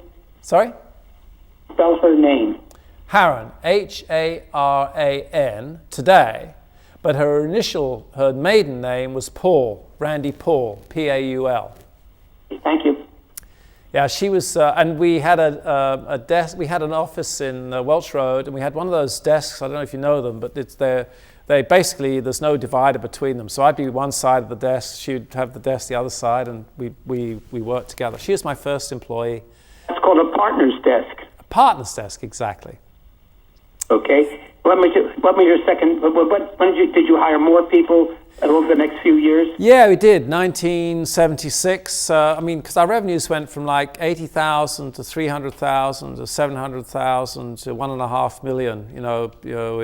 In 3 or 4 years. So I hired 2 or 3 people that I'd known at quantum science had begun to decay and people had separated, and so they would call me and say, "Hey, Pete." Do I need to stop? No. Oh, okay. They'd say, "Hey, Pete, I'd be interested in coming to work for you." And typically, I'd say, "Sure. What can you do?" And they'd say what they could do, but they had to be in the software and services. I wasn't interested in the technology side of things, so they had to be in the software and services. So I had a guy called Walter Smith who came in, a really great guy. Mike Berwin came in, who'd been head of quantum sciences marketing. I had a guy called Stan Mantell, who had been in the technology business. I think he was in the CIA at one point in time, but then he'd run Ampex, if you know Ampex. He had been the general manager for Ampex. So I hired him like 1977. And these were all really good. Pardon me? So by 1977, 78, did you have 5 people, 10 people? Yeah, I had about, by 1978 I had about 10 people. And we'd moved out from Welch Road to San Antonio Road. I think we moved there in 1976. That was kind of an interesting place, no air conditioning, and summers were pretty hot. I hired Doris Gottschall, Mike Berwin, Sam Mantell, 77, 78. And actually, that was an interesting time because we were growing very quickly, revenue-wise, but 1978 was a very sort of seminal year for us. Let's see, we did 87 in 75, we did 300 in 76, we did 700 in 77, and we did 1.5 million in 78. And we were looking at doing, I think, 3 million I think we did 3 million in 79. In 78, a guy came to me that had worked for quantum science in England and said, "I'd like to set up a UK office." And I said, "Okay." And that was actually a big mistake. It turned out over the next 3 years, that office was incredibly unprofitable, badly managed, and they did all kinds of things like going out and buying very expensive cars, Mercedes and things like that, and spending a lot of money, which they essentially didn't have. And I was naive enough not to really, I was a pretty trusting person, so I didn't really track it down. Anyway, that really hit us very, very badly. That latter part of the 1970s, when we were really on a roll. I mean, we opened a New Jersey office. Ed Metz joined us, and we started to run a user program, which is directly in the same space as Gartner. We did some of the same things, residual value analysis, for example, and we really had a program going. But Gideon, again, went out and got other people's money, funded the growth, built a sales force, sales organization, and we really couldn't do that, didn't have the money to do it. And especially since this UK operation suddenly sucked $500,000 out of our cash. We didn't have any investment. And so that was really the first tough time the company had. Hold on. The next couple of things. Did you set up any management structure? So if you're close to 3 million in 79 or so, you had to have more than 10 people. You must have had 20 people or so. Oh, yeah. Oh, yeah, absolutely. Yes. It was growing pretty quickly. Yeah. My question is, tell me how you organized from a management standpoint. Did everybody report to you? Did you have an operations person? How did you structure your business? Very good question, actually. Mike Berwin, I think in 1978, I made him vice president of marketing and sales, so he ran all marketing and sales. And then Stan Mantell, when he came in, I had him run operations, and which was all research operations. The UK, and so those two reported to me. We had a a guy called Halperin, who was a Harvard MBA, as a chief financial officer, really good guy actually. So we had a really pretty dynamic team, and then we got this guy in UK to work for us, but he reported directly to me. So I had about 5 people reporting to me, because again, I was never there. I was always on the road. That's what I was going to ask you. 2 things. One, were you on the road selling, or were you on the road presenting? What were you doing on the road? Selling and presenting, because in our subscription programs, and particularly in the software and the services market research program, a component in that was every year we did an annual presentation, and that was always done in the springtime, because we'd finished the work, we'd developed the forecasts. People do their long-range planning in the springtime typically, and so we would deliver our forecasts in time for them to put that into their long-range planning for the software and services markets. And so my job basically was to go out and to deliver the presentation. So I'd go from city to city. I'd typically sometimes do 2 presentations a day. And I always remember one. Let me go back. That's exactly what I was going to ask you. Yeah. You're on the road, you're presenting. Right. Who's making the business decisions, the management decisions on running the projects? Well, good question. The people, I did hire some really good people. My problem, in a sense, was not being able to keep the people for a variety of reasons. Some of them went off to start their own companies. Walter Smith eventually went off to start his company. Mike Werwin went off to start his company. Russ Nathan in England went to start his company. Graham Kemp went to start his company. So we spawned, 10 different companies over the years, because fundamentally what they did is they came in, they saw how we did the business, and it was like, if they had any, Walter Smith was a Harvard MBA, wanted to run his own company. Mike was an MBA, wanted to run his own company. So we lost some of the key people to that. And also the other thing, our structure wasn't very clear, and we were trying to do too many things. I used to do presentations where I would, my last slide would be a picture of the camera, and I would say, focus, focus, focus. Don't try to do too much at the same time, which a lot of companies try to do. They were a software product company, they'd drive into professional services, or a systems software company, and they try to get into applications or something like that. So people were trying. Remember, the industry was exploding in the 60s and the 70s, as you well remember. New companies were starting. It was a phenomenal time. So, and we were trying to do too much. Something new would come up, and we would start a new program.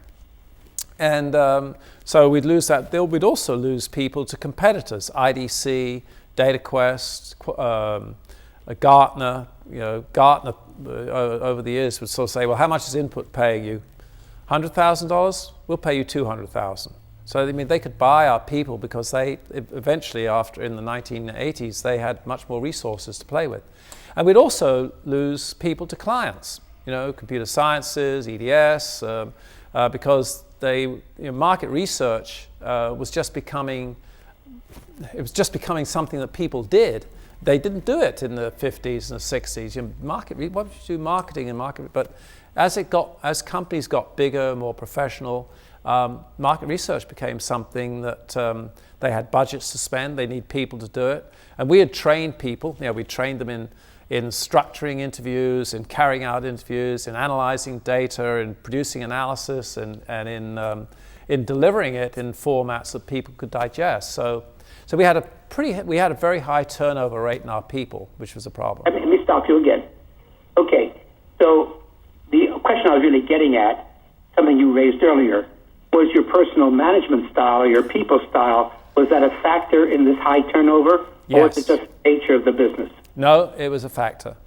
And one of the things, I was traveling so much, and one of the things that I heard on another Commonwealth Institute broadcast on PBS one point in time was traveling makes you irritable.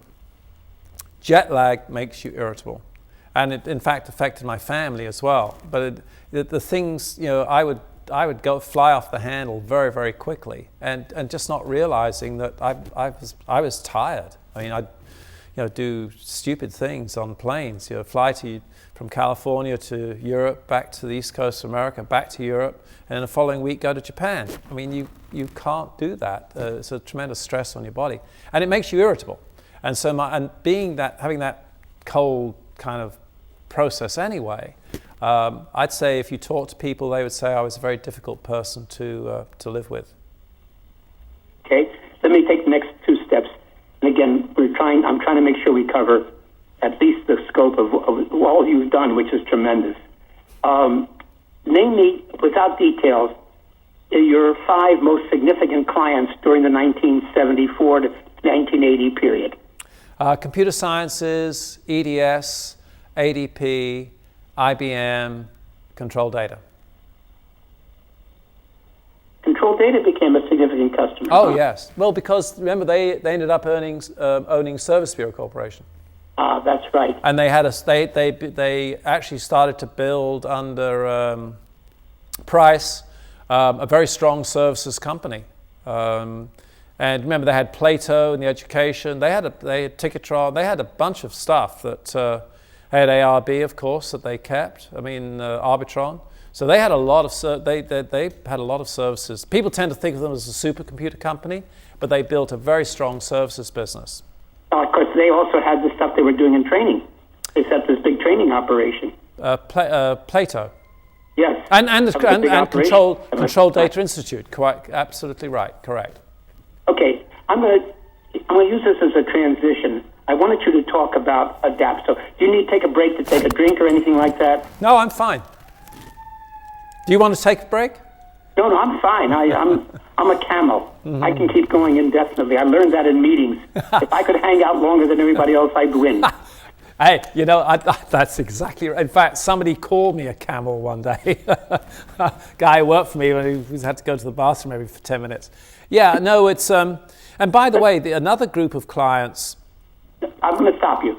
I want you to talk about ADAPT. Yeah, go ahead. How you first got involved with them, yeah, and some of the things you did. And we'll spend about 5 or 10 minutes on this, okay? Yes. Well, I think I first came across ADAPSO when I was at Quantum Science Corporation, and I think QSC had done a study or something for ADAPSO, maybe one of their early surveys. And then they lost it to IDC, and IDC did it until 1978. But I started to go to the ADAPSO meetings, I would guess, pretty well straight off the bat. The reason I went is my prospects were there, my clients were there. And if you remember, and they were primarily software and services companies. Later on, they became more the big aerospace companies and manufacturers and stuff like that. But at the time, they were the smaller companies. So I started to go to the ADAPSO meetings. Jerry Dreyer, I think, was the chief executive at the time. But I always made a point of saying, hey, listen, would you like me to make a presentation at your annual conference? I'm happy to do that. And they, I think they took me up on that. And then I said, look, I'd like to bid on your study. And IDC was a mile wide and an inch deep. They did all kind of stuff. But I said, I just focus on software and services. So I talked to Jerry, I made a presentation. Larry Schonberg was in charge of the committee that evaluated the proposal, basically worked with the company that was going to produce the report. But the report that IDC produced was really, I didn't think, a very high quality report. And I think Larry agreed with me. So anyway, I made a pitch, and in 1978, so by that time we were in our fast-growing period, and we had these companies, CSC, EDS, and IBM, and ADP. I think Frank Lautenberg had become chairman of ADAPSO at the time, and so I knew some of the people that were involved. And at that time, when I went to CSC, or EDS or ADP or any of those companies, I met with their managing board. Ross Perot, Mort Meyerson, EDS, Bill Hoover and his guys at CSC, and so it was fun. Frank Lautenberg, Henry Taub, Josh Weston, so I knew all those people. And I don't know, I guess Larry may have asked some of them, what do you think about this company input? And, they've got a good report, because we really were focused on the future of the software and services industry. Our forecasts were turning out to be accurate. And anyway, so 1978, they gave us the project, and I think we then did it from 1978 to 1986. And we also did, it wasn't just we did the report, we also spoke at the conference. And for a lot of companies, getting the credibility of an independent research organization producing data and information that showed the growth of the industry at a time when a lot of people didn't believe it. They also started, if you remember, Adapso started to do a financial analyst conference in New York. And I used to go up and deliver the presentation at the Financial Analyst Conference in the 80s as well. And that was really, again, important as an independent organization that was doing the study, that seemed to know what they were talking about, producing this data that was useful for the public companies and those companies that wanted to go public. Because you remember, in the early 70s, hardly anybody covered the software and services companies. I mean, there weren't that many to cover that were public. I'll say the first time one went public in the 70s was when Cunningham it went public in the late 70s, I guess, 79 or 80. Yeah. But at that point, there were a few public, but they had gone public in the 60s. Yes. None of the new ones. The market wasn't there. That's exactly right. I mean, it was tough. I bought computer sciences. One of the best decisions I made was I bought computer sciences convertible bonds at $39, $100, and they went up and they got converted, and it was used as a deposit for my house. That was about the only deal I ever made in that regard. But people, the services and software companies in the 70s were second-class citizens, basically. Absolutely. Because everyone sort of views in the industry that the Times magazine, the Business Week cover on the empty computer, that I guess John McGuire and what's the name? Software AG. Mm-hmm. Pardon me? John McGuire, Software AG? Yeah, and what's the name from MFA? Oh, God, yes. John Imlay. John Imlay, right, exactly. Mm-hmm. They got them to do that, and that sort of put the companies on the map. And shortly about that time is when Cunningham went public. So absolutely. And there's a real bridging point, a changeover about the end of the 70s, beginning of the 80s. Yes. And I want to sort of make a break at that point. So you just start really becoming the representative, doing the data, and starting to speak for the industry at the end of the 70s then. Is that fair? That's a fair comment, yes. And we're going to let's stay with Adapso into the 1980s. Yes. But now you continue to work with them. Yeah. You continue to do those reports, and that gives you a certain amount of visibility, I assume. Yes, it was never a profitable project. I assume not. But it was, there were two things about it, though. I mean, in a sense, I felt it was a responsibility to do it. In other words, the industry needed to have this done. It needed to have representation. So I'm not saying it's pro bono, but it was, I remember having this discussion internally when people would say, why are we doing this? It doesn't make money. We're growing fast. We've got all these companies. There are problems with Adapso. Larry Schonberg was always a very difficult man to work for. And in the sense of doing the study, it was always, it wasn't necessarily me, it was the people that were working on the project found it very difficult working with Adapso. It was so internally there were people saying, why are we still doing this? Let them do it. And I said no. I think it was very important for us to keep it. And we could. The thing about the Adapso study was it looked backwards. it said, this is what happened last year. And I always felt it's very important to have a baseline to work from. So the Adapso study, combined with the research that we were doing on our forecasting, really gave us a sound database. And what we always used to do in our reports is each year we would do a reconciliation. We would say, look, client, this is what we said would happen last year. This is what actually has happened. And these are the reasons we think there's a difference. And people began to really like that because it gave them some credibility. Whereas there are a lot of people who say this is going to happen, and then you'd ask them, say, well, what happened? You said something different last year. Oh, well, that was, and then they would sort of skate around it. But we always said, you've got to do reconciliation. So yeah, so we went on through the mid-80s. 86, I think, was the last time. But we also got involved in discussions like what's going to happen with the micro. We did a presentation in 1979 to the Adapso committee on the whole mini micro thing because the mini micro, because most of the companies at the time were mainframe oriented. And then there was the whole issue of what's going to happen with the MIDI systems, and then particularly what's going to happen with what we call the microcomputers. It didn't become the personal computer until the early 80s, which killed time sharing. One of the things that we had predicted in 1979-80 was that, beginning to, and then certainly by 1982, time sharing was going to be dead. And it did. It dropped off the cliff in 83 and 84. So some of those presentations were very important. Another presentation, which is a little later, was on the whole issue of systems integration. Because if you remember, Adapso had a professional services unit. It had professional services, processing services, software units. And then the whole issue came up with what should they do about systems integration. And the professional services unit wanted to keep systems integration as part of their bailiwick.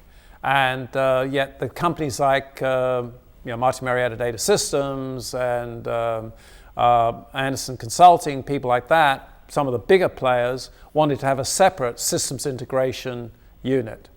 And so one of the things that we did was present to the Adapso committee what we felt was the differences between professional services and systems integration. And of course, the huge difference was in systems integration, the vendor takes responsibility for the hardware. Professional services, typically, they would provide programming, consulting, analysis, support, all those things, but no responsibility. In systems integration, the whole concept was the vendor would take responsibility for the hardware and the software and the support and deliver a complete system. So, yeah, I understand that difference.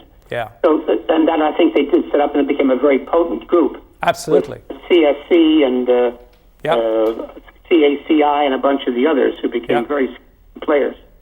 And it actually led to what eventually became, I think, the downfall of Adapso in many ways was that it was the start of the very big companies, particularly, McDonnell Douglas, you think about it, we haven't talked about them, but there were a whole bunch of other companies that were clients of ours that McDonnell Douglas, Boeing, Lockheed, Litton, Grumman, all the aerospace contractors that had got into the services business, primarily so they could justify the rates they charged the government.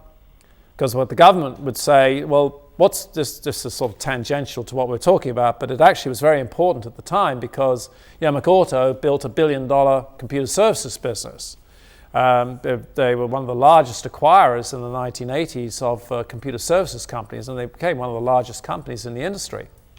But they started basically with that concept, we've got to have a commercial unit, because then when we go to the government, we can say, we're charging $10 for this commercially, we're charging $8, discounted rate for the government in our government business, and it was a justification for that. But you had a whole bunch of those players in the business as well, and they all got into Adapso. IBM eventually became a big player, and the other computer manufacturers that were still left became big players. So the Adapso changed itself in the 1980s one of the things they started to do, which always really annoyed me, was they would give speaking positions at the conference to people that paid them money, which is kind of like a bit of a prostitution of the event. And whereas and I remember I used to help organize some of these conferences. I helped organize the Second World Computing Services Congress in San Francisco. And we didn't have, if you paid money, you'd be a speaker. What we would try to do is get the best speaker you possibly could on a subject. Well, what would happen is that then there was a subject come out on distributed data processing or something like that, and IBM would say, well, listen, we pay all this money to adapt, so we want to have our speaker up there. And so the whole thing started to change. And I maintained, I think when Rick Crandall came in, which was, 1980 something or other, the company, Rick was the last of the ComShare guys. Remember, ComShare had been a time-sharing company, became a software company. Must have been early 80s, I think he was president. And he was still, an independent guy. But then after that, you kept getting some of the guys that were from the big companies come in. So the company changed. And I always maintained with Adapso is that if you had the small companies, you'd always have the big companies. But if you made yourself oriented to the big companies, you would lose the small companies, which of course I think is what happened in the 80s. Let me now move ahead. Let's talk about the period of 1980 through 2000, which apparently is a period of continued growth for input, and both, I gather, in revenue and in staffing. And I'd like you to talk just a bit about a few of your key clients and maybe tell a story or two. We don't have tons of time, so I have a list of companies here. You can pick the three of these that you'd like to talk about. Okay. I have EDS, I have IBM, I have Capgemini, I have Siemens, I have Arthur Andersen and Accenture. Let's pick from those which ones you'd like to tell a brief story about, Peter. Oh my God. I could tell you some stories about all three of them, all five of them. Accenture, let's pick Well, remember, they started off as Arthur Andersen, and they were a unit of Arthur Andersen. They weren't separate. And I delivered a speech somewhere, I think it was at Alex Brown. If you may remember what happened in the 80s, the Alex Brown conference became the conference that everybody in the software and services industry had to go to. Remember Al Berkeley was a wonderful, smart analyst, the one that really pulled the term systems integration into the lexicon. Anyway, so I delivered this speech and I talked about the future of the industry and what was going to happen. And a guy called John Altman came up to me afterwards and said, "Pete, you got to come talk to us." I said, "Why?" He said, "Well, at Arthur Andersen, there's a group of us led by Victor Millar and John and a couple of other guys. We want to take the consulting operation and make it a separate entity. And this is a big deal because all the tax and audit people don't want that to happen because Andersen Consulting was already getting to be a pretty big company. In fact, there were a whole bunch of people in Adapso that were really opposed to the accounting companies being in the industry because they would say, look, they're auditing this company and then they turn around and do the systems development for them. They've got an unfair advantage. Same way that a number of them were against IBM and the other manufacturers because of the same issue. So anyway, so I went to the Hancock Tower in Chicago, went up and met the management committee of Arthur Andersen and presented what I thought the future of the professional services consulting operations was going to be and the future of the industry. So apparently that went down very well, and as a result, and of course a lot of other things as well, they separated off and became Andersen Consulting. And they were absolutely one of my, in fact, I would say after 1980, they became one of the biggest clients we had. And a wonderful group of people, some very, very smart guys. And Victor Millar, when he left Andersen, eventually went on my board and stayed a friend over all the years. He's actually be a fantastic person to do an oral history of, because he was involved in that whole process. And And then, of course, Andersen Consulting, they chose Andersen Consulting, not Andersen Systems or anything like that, but fundamentally they were a systems company. My son actually went to work for them when he graduated from the University of Virginia, because I told him, I said, look, the thing you'll get out of Andersen is fantastic training. They send them off to St. Charles, you get really intensive training, and then even when you've left St. Charles, 1 month a year, I mean, they were one of the few companies that really invested in training their people every year. 1 month of the year, you went and got trained. None of the other services companies did that. They may go and send you on some training if they thought they were going to bill you for, they would get billings from it. But Andersen Consulting would actually send its people to get trained. I think that was a key reason for their success, is they built these androids. I mean, they brainwashed them, sure, but fundamentally, they built the staff, and they had them on programs which promoted them, educated them. They made them more valuable. I got to know the people in the UK. They were also an international company. Tangentially, one of the things I'll say here is that, most of our clients in Europe and Japan, most of our clients in Europe were actually subsidiaries of American companies. We had a few, Capgemini, and Siemens, and ICL, a company called F International, FI in the UK that I dearly loved. But primarily the people we worked for were subsidiaries. So we did a lot of work with Vernon Ellis and his people in the UK. And then as time went on, we presented to Andersen Consulting about getting into the systems integration business, because originally they actually had done the first systems integration project ever. Was a strategic air command system that was done for the USAAF in the 1950s, and so they actually were involved in the first systems integration activity. So I was very heavily involved in trying to push them into systems integration. The two magic words, systems integration. And then beyond that time, I also remember a management. They'd have these partner meetings. They had one in London.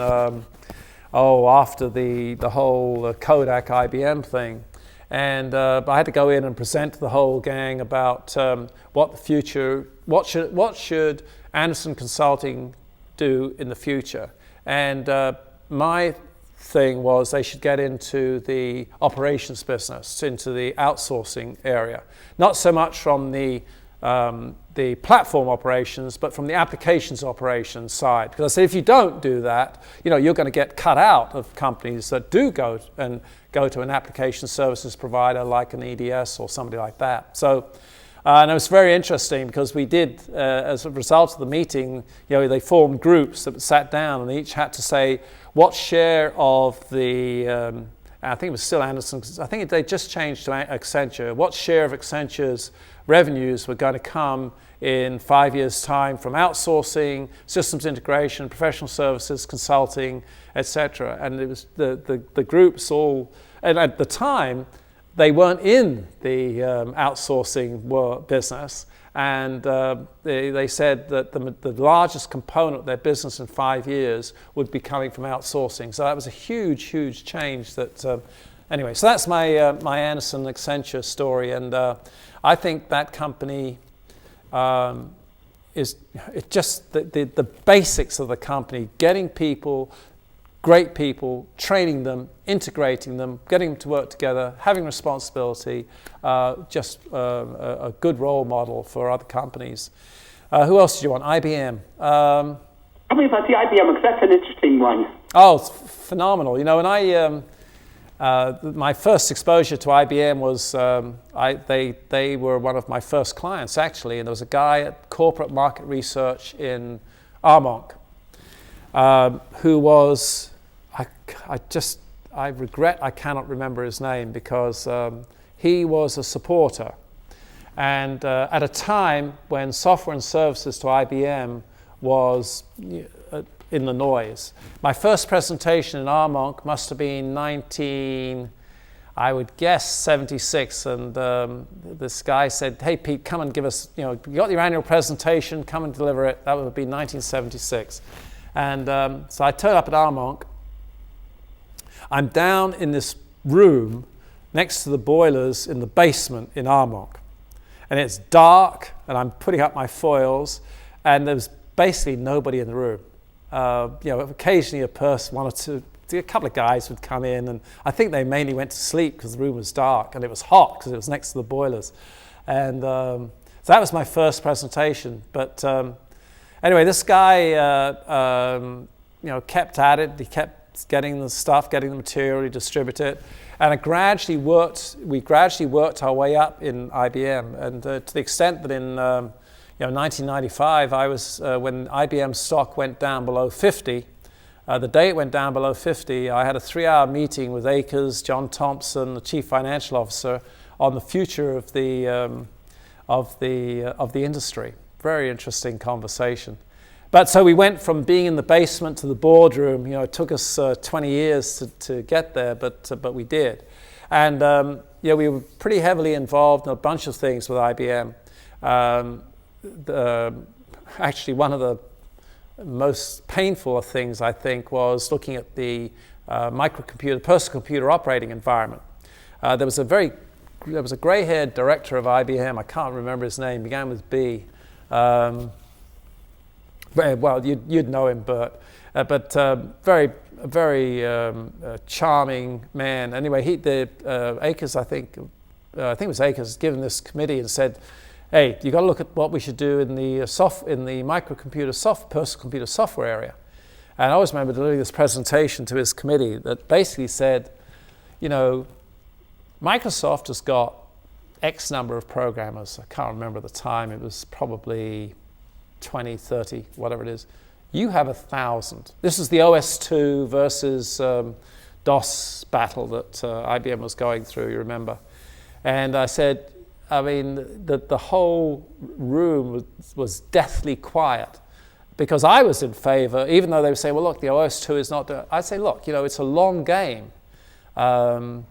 If you treat the software as independent from your hardware and you play that game, you've got much more resources than Microsoft. But anyway, they eventually apparently they gave it up and it went away. And then we also got involved. I remember I worked for Earl Wheeler for a while. He had 3 software teams, and they would bring me in every quarter to review their plans. And it was painful. Because at the time, software then was about a $12 billion business, I think, maybe a little less than that, 10 or something like 8, 10, something like that. Big business and very profitable. Kicks that you know about more than anybody else. Incredibly profitable business. And so they'd say, this is what we plan to do. And I'd say, well, why don't you do this? And they'd say, the hardware people wouldn't like it. And I'd say, well, listen, every time you look at software, you should ask yourself, because Oracle was growing fast by this time, I'd say, what would Oracle do? And I said, this is what I think Oracle would do. And it was really distressing to these people that they didn't have the freedom to run the software company as a software company. They were constantly hemmed by the hardware mentality that was still present in IBM until Gerstner got in.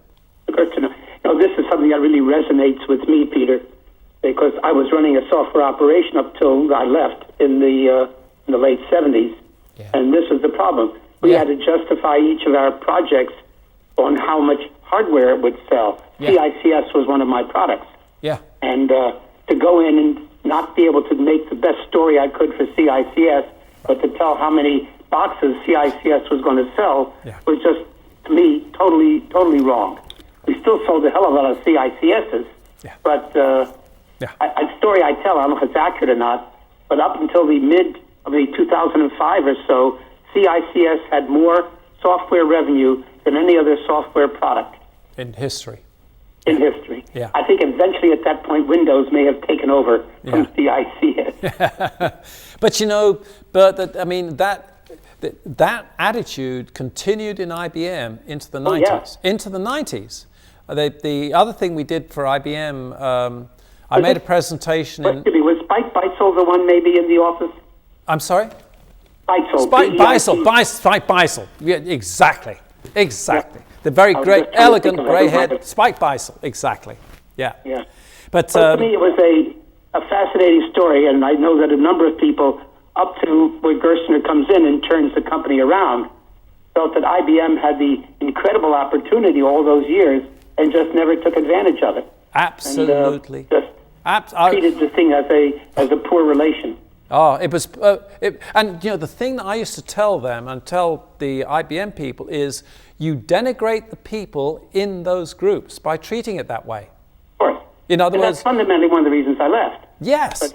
But I left in '78, and it just wasn't changing. It was too bad. Yeah, let you tell one more story about one more company. You want to pick? Well, let me. Capgemini. Oh, Capgemini. Can I do one brief thing on IBM? One more on IBM, just to show you that attitude continued. I made a presentation in 1993, I think it was, to a conference, I think maybe in the Alex Brown. And I said, no, it was the IBM Computer Services. Hal Topper used to run, and Sam Albert used to run the Computer Services conference at IBM, which became the conference you had to go to. Anyway, I made the Love-In. Sorry? We called it the Love-In. It was. It's lovely. Hal Topper and Sam. Anyway, God rest him. Anyway, I made this presentation in front of this thing. I said in 1993, I think it was, the future of the networks is the internet. And because nobody owns it, it's got these characteristics, and I said, this is absolutely the future. And a guy called John Patrick came up to me afterwards and said, Pete, you've got to do something for us. I said, what have you got to do? He said, I've got to make a presentation to the IMC, the IBM Management Committee, on why we need to be in the internet space. But I have to say how much hardware is going to be sold. Right? This is 20 years later. This is still, so we had to do a project. I had a girl called Angela Hay, brilliant PhD, and we did a project in early 1994 to forecast the year 2000, what would be the hardware sales related to the internet. And we actually predicted that there would be, in the year 2000, there would be 200 million people on the internet. And the first response from IBM was, there are not that many PCs in the world, so how can there be 200 million people on the internet in the year 2000? We actually upped that number to 250 million the following year, and I believe, and we did that in 1994, and I believe that actually it was about 250 million in the year 2000. And then we predicted the various categories of hardware that would be related, and the software and all the other kind of things. And John Patrick went to the IMC and actually got IBM into the, to move partially into the world. And the other thing I told IBM at one of my last presentations, they said, well, what should we be doing? What industries should we be in? I said, you should be in the consumer industry. They said, oh, we can't do that because we'd be in competition with our customers. I said, yeah, but the big market in the 2000s is going to be the individual. And of course, they went the other way. So the other company you wanted to talk about, EDS? Yeah, but briefly. Briefly. Well, I love going to EDS. I have a huge admiration for Ross Perot. I think he was... The thing I loved, there's another company, by the way, in Dallas. I love going to Dallas. It had UCC, which is Sam Wiley's company, Sterling Williams, and there's Sterling Software and Sterling Commerce. And there was EDS, and there was AMS, and there was GTD. The lovely thing about the people in Dallas is, particularly EDS, very courteous, very definite. You could say to somebody from EDS, this is what I do. They'd say, how much is it? This is how much it is. Here's the check. I actually had a guy, a Texan, give me a check at a swimming pool where I only had a swimsuit. I didn't have anywhere to put the check. But so Texans, I really love the way they do business. And EDS used to love going down to Forest Lane and, going to Ross Perot's office. Always very courteous, organized. And his room is American memorabilia. His office is American memorabilia. The flags, the statues, it's just wonderful. But he doesn't look backwards, he looks forwards. And then Mort Meyerson, Gary Fernandez, he had a wonderful team of people. Gary Fernandez used to be the corporate marketing executive. And the thing that Ross Perot would say is, they say, okay, Pete, look at his watch, it's time to go for lunch. And so we go down to the basement, we go into the canteen, he's standing in line. I'd go get my stuff in line, and then we'd go up to the payout counter, and he would pay, take it in turns, and then we'd walk around and we'd just go sit down and start chatting to the people there. And I always remember one time I was at one of the management conferences, and there was this 6'6" ex-Marine there who was running one of their businesses. I forget his name. And I sort of say, yeah, well, how did you get to EDS? He said, I was in Vietnam and got out of Vietnam. I was a captain, been on the front lines there. So I got out and I came back to the United States. Nobody wanted to talk to me. I couldn't get a job. I had a family. Things were pretty tough. And I talked to a friend of mine who was an ex-Marine also. And they said, what are you doing? I said, I've got a job, looking for a job. He said, and his friend said, call EDS. I said, why did I do that? He said, call EDS. So he knew nothing about computers, nothing about anything like that. And he called down to EDS, and they only had 2 questions. And what was your rank? Well, you're honorably discharged. We got a job.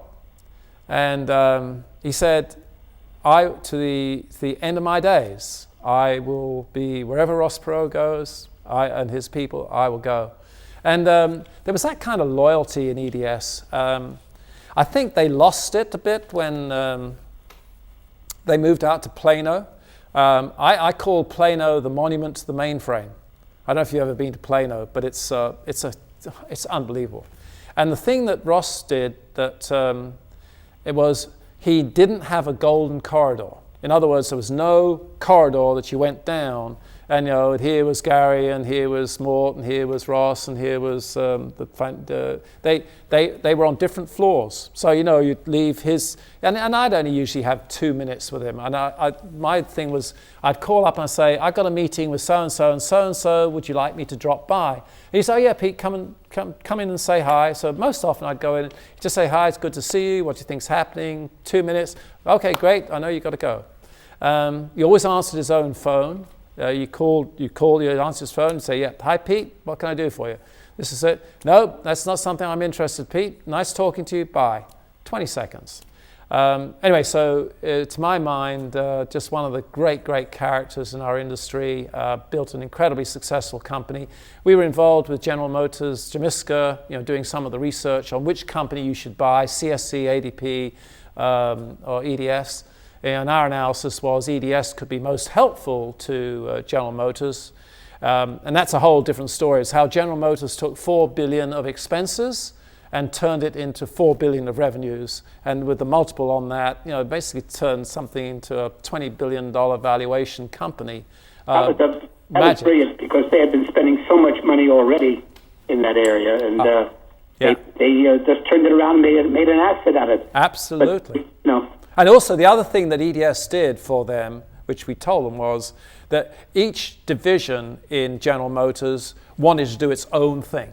So you had total chaos, really. You had no combination. And and what General Motors board couldn't do is to say to one division, okay, you're the one that, it's your systems that everybody else is going to use, because there would have been a revolution.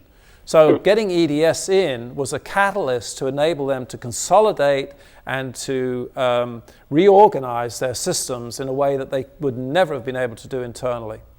It was a very smart move. It was very smart. And it was spun back out again, because Ross started his own company with Perot Systems then. Well, that's because he got screwed. He got a bit pissed off with of course, the General Motors board. I mean, basically, I think he wanted to be president of General Motors, and it would have been a whole different ball game if he had, because he would have had a much different approach to the whole business of producing cars, and also, and you remember at the time, the Japanese in the 70s and the 80s was when the Japanese were saying, this is how we're going to rule the world.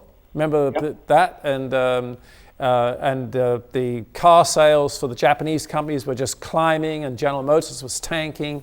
Well, Ross Perot had he's an American, real American, and he I'm going to switch it to my next subject area. What's that?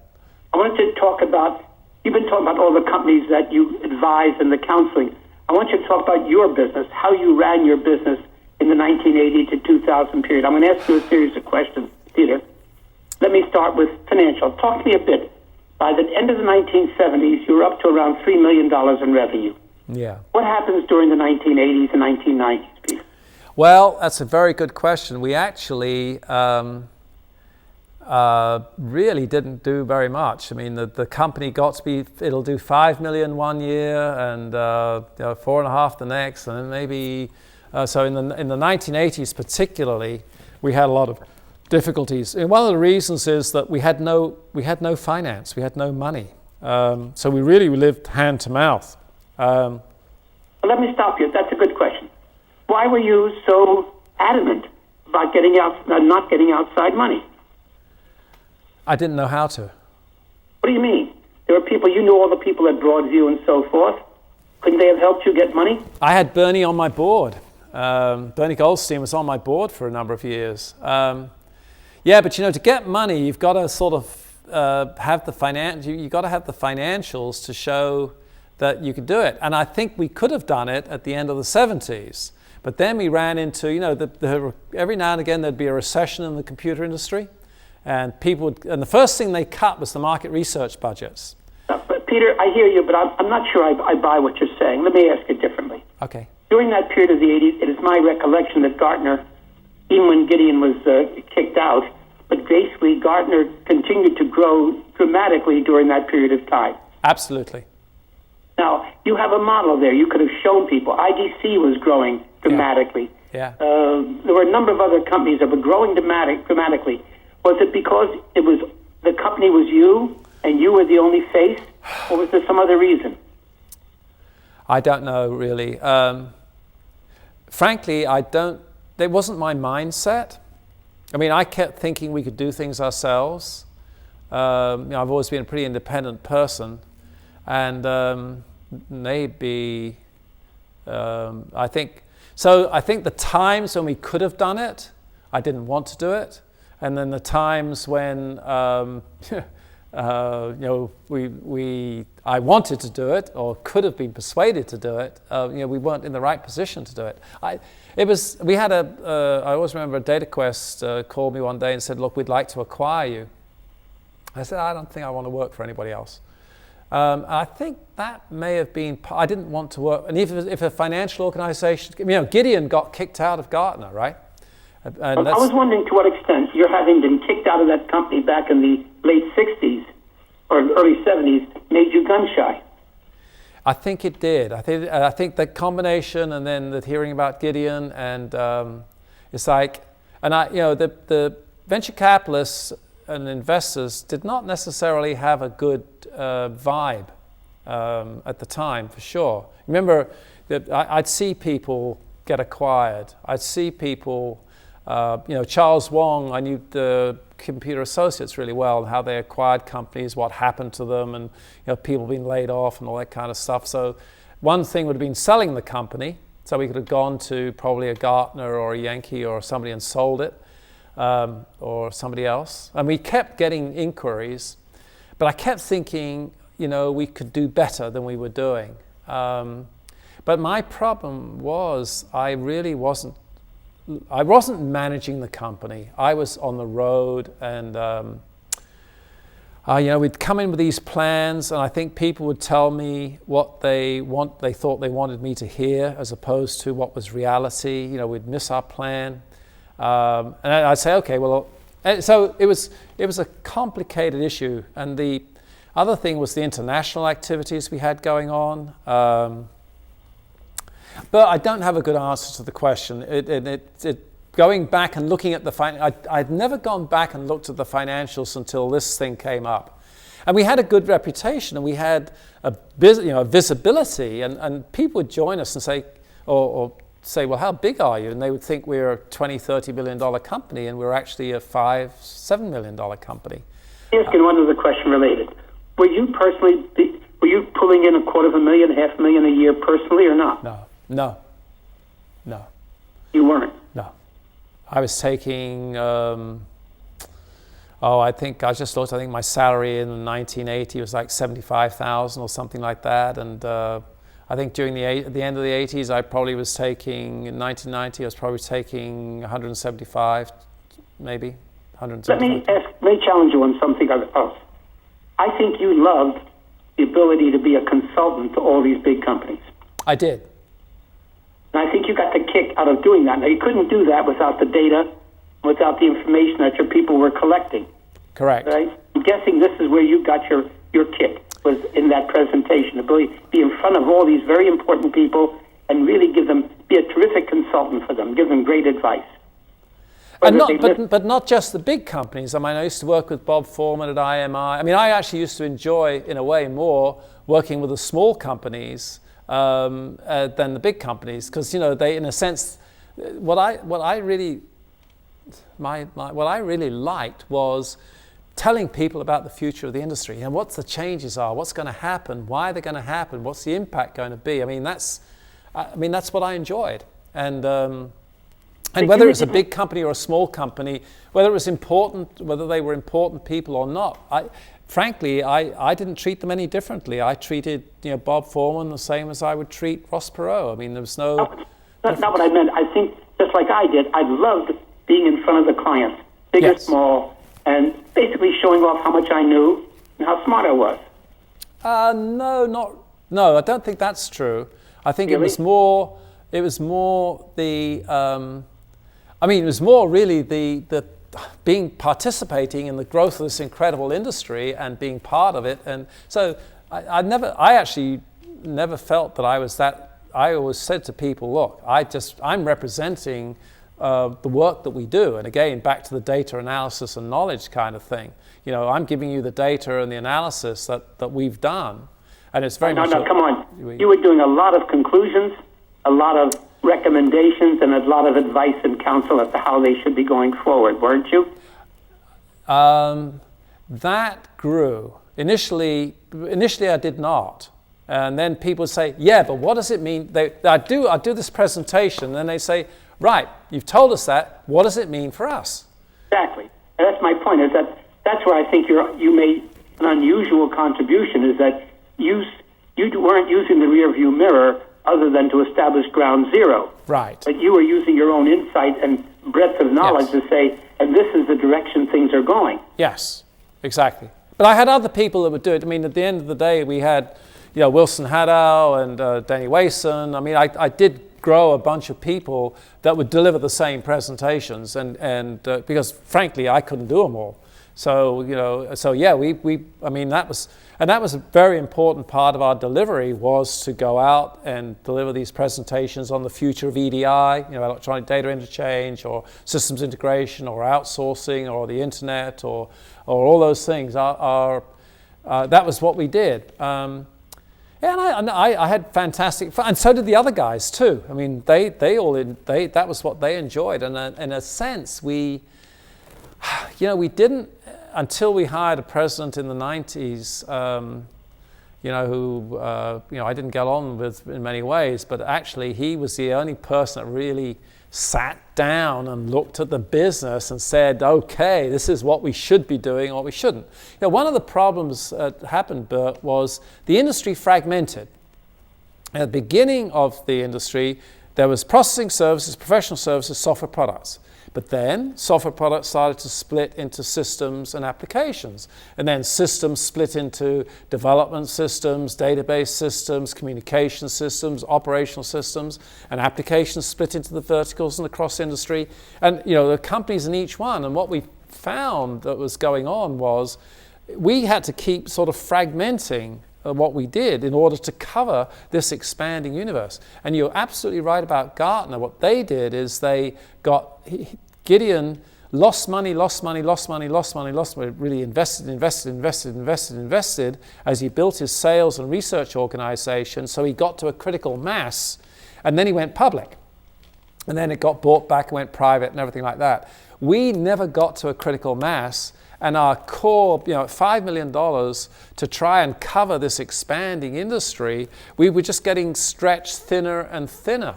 And so then we were not able to, deliver to any one component of this industry the full value that they needed. I mean, it was the 80s for us, the 80s and then the 90s were a very difficult time from a financial viewpoint. That's what I want to ask you. Didn't you, at some point there in the 80s and 90s, didn't you say, look, it's too big for me to cover at the size I am. I don't want to get money from the outside because I don't trust them. Right. And why don't I focus? I mean, that was a word you were telling your clients. Yes. Why didn't you do that? We did. And in 1996, I finally said, okay, we're going to change the business. Now, I was going to do it a little differently in that and the focus was going to shift from being a market research company to being a sales support company. My view is that in any company you take a picture of the budgets. The market research budget is tiny. Then you've got the marketing budget that's a lot bigger. Then you've got the sales budget that's huge. Now that's changing a bit now where people are they're now electronically moving money from sales into marketing because a bunch of reasons. But that, going into the 80s and 90s, that's the structure. And we were getting hit by Gartner and IDC. When we started in the 70s, Gartner and IDC and Gartner certainly were more focused on the computer systems. They were focused on the hardware, the technology. But gradually, as the software and services industry grew, they became more focused on software and services. That's why they hired our people. And so we were getting squeezed in a lot of different ways by the attenuation, by the fact we didn't have critical mass. And so in 1996, 97, I decided to change the company to focus on sales and produce what we called buying guides. So we would go out, do research on a subject, and then we produce a report which would then allow companies that address that particular need, say systems integration in the manufacturing industry, for example. You'd get companies to do objective profiles of what they did in that industry, and then you'd provide that to manufacturing companies so they could see, here's what's going to happen, and here are some of the companies that can help me or that I should talk to. So we had this concept of switching to the buying guides. Still research-based, still analytical, but then ad-supported in a way, or promotional supported. So we started to switch the company over to that. And I had a board member who said, I did a business plan that said it would take 2 years and cost $3 million to do it. So I did finally learn that you could go and get money from people. And my board member said, look, I'll lend you $1 million. Why don't you see what you can do with that? Big mistake, because it really did. It was going to take $3 million and 2 years to do it. And a year into it, in 1977, I was at a French language learning thing because I happened to be on the board of a French company called Atos at the time, representing the American investment money. And I got a call from the guy I'd left in charge to say, we're going to run out of money. And and so 1978, we were looking at going bankrupt in France, Germany, UK, United States, and Japan. So I got very focused then, and that was a very traumatic period to go through, 78, 79. We had to close all our offices. We had one business that we'd started in 1985 that was in the sales lead business, and that was our government operation. And it made good money. It had grown. It got to be about $1 million, million and a bit dollars. We basically then cut down, closed all the other offices, got out of the general market research business, and decided to focus on the government business. Cut the company down to 12 people. And Somebody say it's 13, but 12 people basically. By year 2000 was 12 people. And we'd had $1 million of business, but it was all on the internet. We had transferred everything over to the internet in 1995, 1996, 1997. So we were totally web-based. So we had this group, and we decided we've got to focus on that particular activity. Wow, that must have been a hell of a change for you. It was traumatic. I mean, we finished all. We had liabilities to companies because people had paid us money up front. But I always maintained if we ever stopped business, we would have enough money. Actually producing the reports that were required was relatively inexpensive. The money we were spending was on the sales, the marketing, product, business development, all that kind of stuff. So we just got rid of all that and just simply focused on completing the commitments that we had. Let me stop you again. Sorry? I'm going to stop you again. One of the things that was so successful about the software products business was the recurring revenue model. Yeah. Because of maintenance. Yeah. This is true in a number of areas where it's like with the processing services, the time sharing. That's a recurring revenue model. You get money every year for people without a lot of additional expenditure. Yeah. It sounded in your case is that while you had recurring revenue, you had to produce and spend the money every year in order to get that revenue. That's precisely correct. Like a magazine subscription, basically. And unless you can get to some volume level that's so high that there's all kinds of money floating around, it doesn't tend to be a very profitable business. Exactly right. And what you need is good management. For 20 years, we didn't have a chief financial officer. We had a bookkeeper. And why not? Bad management on my part. Because if we'd had a chief financial officer, we did eventually hire one in the early 2000s when we just focused on the government business. I had a guy come in and I'd advertised for a bookkeeper controller, and I had this guy come in, I think in 2002, and say, Pete, you need a chief financial officer. And I said, why do I need that? We're only a couple of million. We were now, when we cut the company down to, we did $1 million in the government business in I think 1999, and then in 2000 I said, I'll take everybody to Hawaii if we do $2 million in business, and we actually did, and we took them to Hawaii. But he said, look, I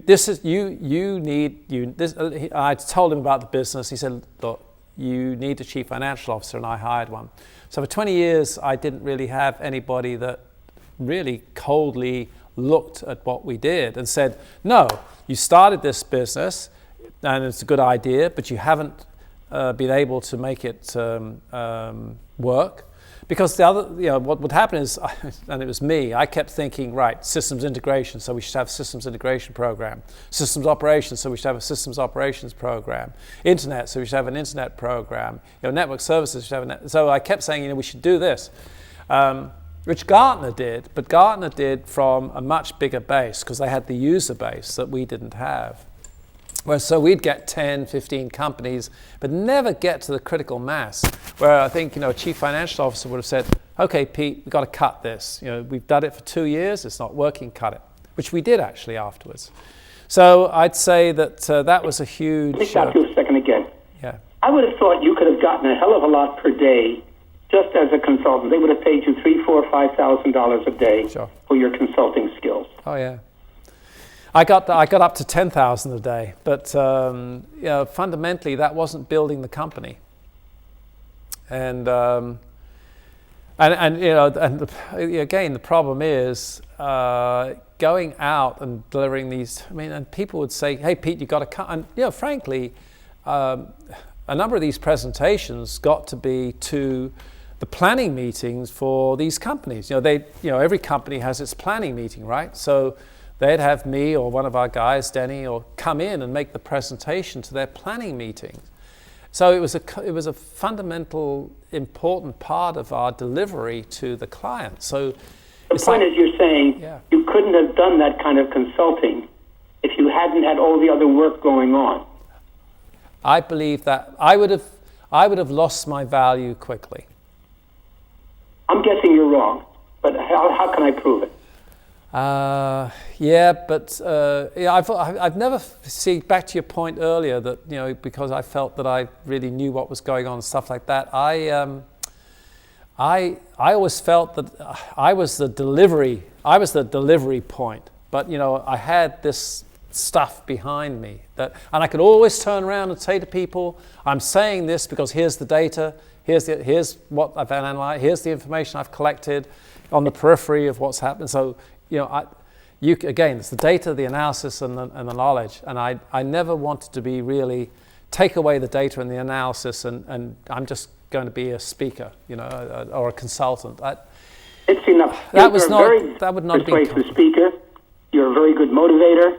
You probably could have just made a lot of money without the company, just as just talking. But you needed that confidence, apparently, of having all this data and saying, "Hey, look, I know the facts, and here are the facts." Yeah. And that's what I'm basing my opinions on. Yeah, exactly. And then when I changed, 2000, when we changed, or 1999, it's like my view was the model I had is not working. Therefore, I need to change the model.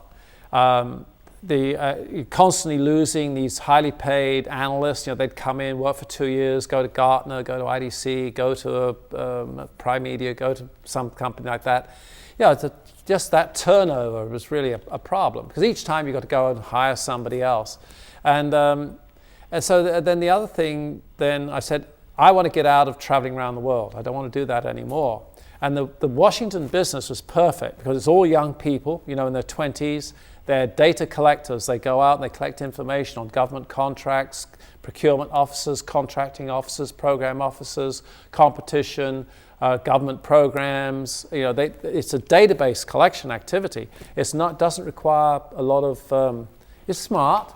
It's automated. We have to, in the sense of the delivery, it's all on the web. We had a wonderful website that a guy called Kevin Plexico, who essentially saved the company. I mean, Kevin is a young man who joined us out of college.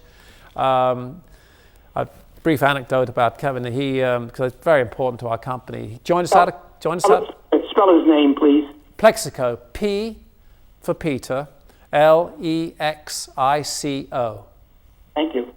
And Kevin joined us out of college, early mid-90s, and that was when we were trying to convert the database onto the internet. We first of all went to a consulting company. They were a disaster, just couldn't get there. And then we hired a programmer, a super programmer. And if you remember the programmer in the first dinosaur, Jurassic Park, there was a programmer in that, and this guy was a spitting image of that slob of a programmer. Anyway, he was a failure, and Kevin Plexico, bless him, wasn't a programmer, he picked up a programming book, taught himself FoxPro, and started to play around with putting the database up. And he'd come in to me and say, "Hey, Pete, look, this is what I think we can do." And I'd look at it and say, "That's interesting. How long will it take?" Oh, he said, "It's done already." So he really saved the company because he put it up on the web, and then so we started to focus. And I stopped going and making presentations, and basically hired this chief financial officer. And then we grew in the 2000s. Just moving along from the 1990s. In the 2000s, we grew the company. It went from 1 million, 2 million. 3.5, 6, 9, 15, 20. I mean, through the 2000s, it grew. It was, generating profits. Not as much because I still would interfere here and there and start new things going.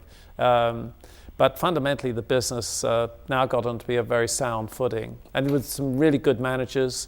I hired a president in, I think, 2007. Who, in retrospect, when I really looked at the numbers, really did a great job, because he really started to focus on profit. And so not just growth, which is always my focus, he actually started to focus on how do you generate the profit. We started to get more profitable, started to get more organized. And And then, which brings me to the point of selling the company, which we did in not just yet. Hang on. Okay. I have about 5 questions to ask before you get that fast. All right. You restructured the company. You still kept the input title. Yeah. But basically, you went into a completely. You had one small operation in this area. Yeah. But now you made that your business. Is that a fair statement? That is exactly correct. Okay. Now, how about finances? Did you need money to grow that business? Well, no, because one of the things that happened was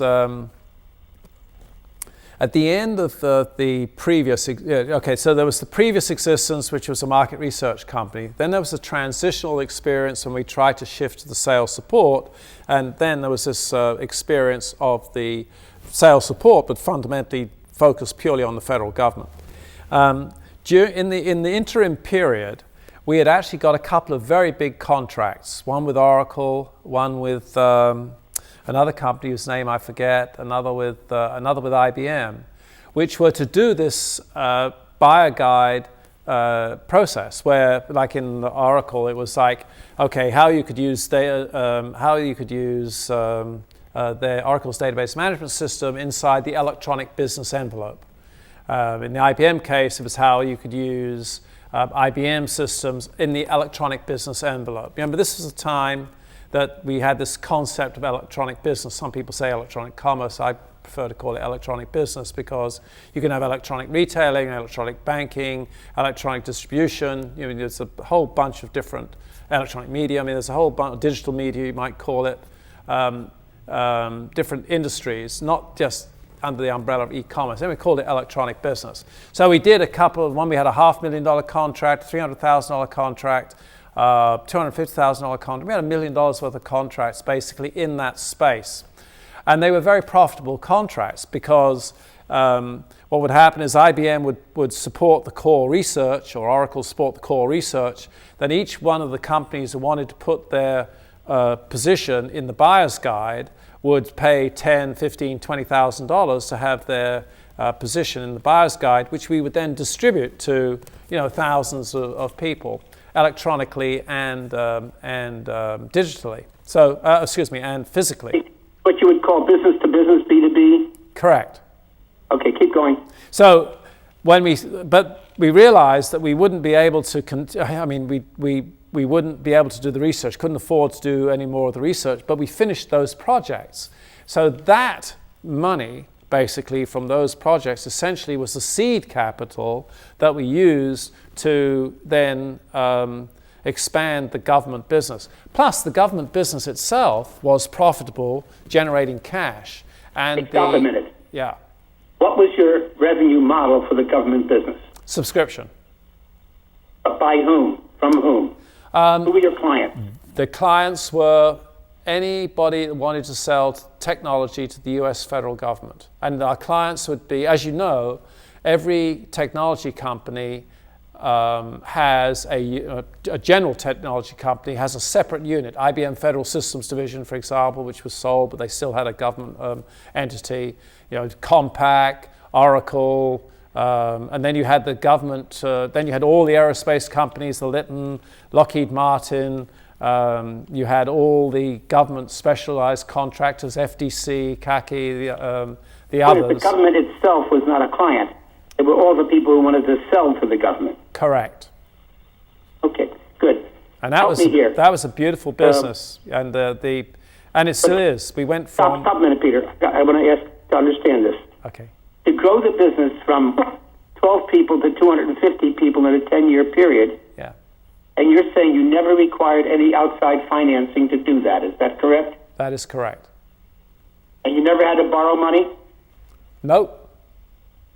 So you generated enough profit from these buyer guides and things, these guides that you put together on the government business, that it was self-financing and very profitable. So you had enough floating cash to build up the operation to the extent you needed to. Yes, indeed. And of course, the other thing we had to do was we had to pay back the $1 million that I'd borrowed in 1978. So in fact, we had 1977, excuse me. So I borrowed $1 million in 1977, which was due to be repaid I think in 2002 or 1997, I borrowed the $1 million and I had to repay it back in 2002, 2003. And we were able to do that. And was able to pay that back. So in other words, your margins in this business must be very, very strong. They were good. So in other words, what you've told me is that you were now able to find a niche where the size of your market was large enough to make your research expenditures well covered. Yeah. So you had extra floating money. Absolutely. Yeah. Cash flow was very, very positive. I mean, we ended up, when we sold the company in 2010, we had $10 million in the bank. No debt. Wow. And we were growing, 25%. And it was we had competition. We had a guy called Tom Hewitt who had started a company called Federal Resources. They were a very good competitor. And Tom sold his company to Prime Media. Take a break. Take a drink for a minute. Go ahead. Yeah, thanks. Tom sold his company to Prime Media, who promptly ruined it. And so I got Tom to join our board, and along with a guy called Jed Laird, my daughter Rachel joined, another woman called Marianne Hirsch. We built up a really strong board in the 2000s. So this is a completely different kind of company. Now, what were you personally doing during that 10-year period? Basically, I didn't make any presentations. I would one of the reasons I'd actually moved to the Cayman Islands in 1996, and one of the reasons was I wanted to see if you could run a company electronically, because you remember I had a business card. The only thing it had on it was my email address. I'd tell people at presentations in the 90s, I'd say, look, all you need to know is my company's input, my initials are PAC, and you'll go out of here and you'll all remember how to get a hold of me. You won't remember my phone number, my address, you're just that. So I was heavily into the web. So I worked with Kevin Plexico, pushing the increased use of the web-based services and developing a new product, because our average sale went from, 10,000 to 30,000 over that 10-year period. The number of companies we serviced went from 400 or 500 to 2,500. So my role really was, and I'd learned, thankfully at last, don't interfere. I mean, I still did when I went up there, but fundamentally, Kevin ran the operation, ran the unit. It was his people, the salespeople reported to him, and we did split it up later on, but fundamentally, initially, we had that unit was bonded together. And one of the things also is we had very, very little turnover. It was a young group. We trained the group. We did what Accenture did with its people. We really invested in the young people. We didn't hire, people coming out of IBM and stuff like that. We built our own people. So it just took me 20 years to learn how to do that, but it paid off in spades. And we had very low turnover in key people. And in fact, when we sold the company, there was virtually no turnover. I mean, today, this is 3 years later, the key people that were there then are still there now. So that's going.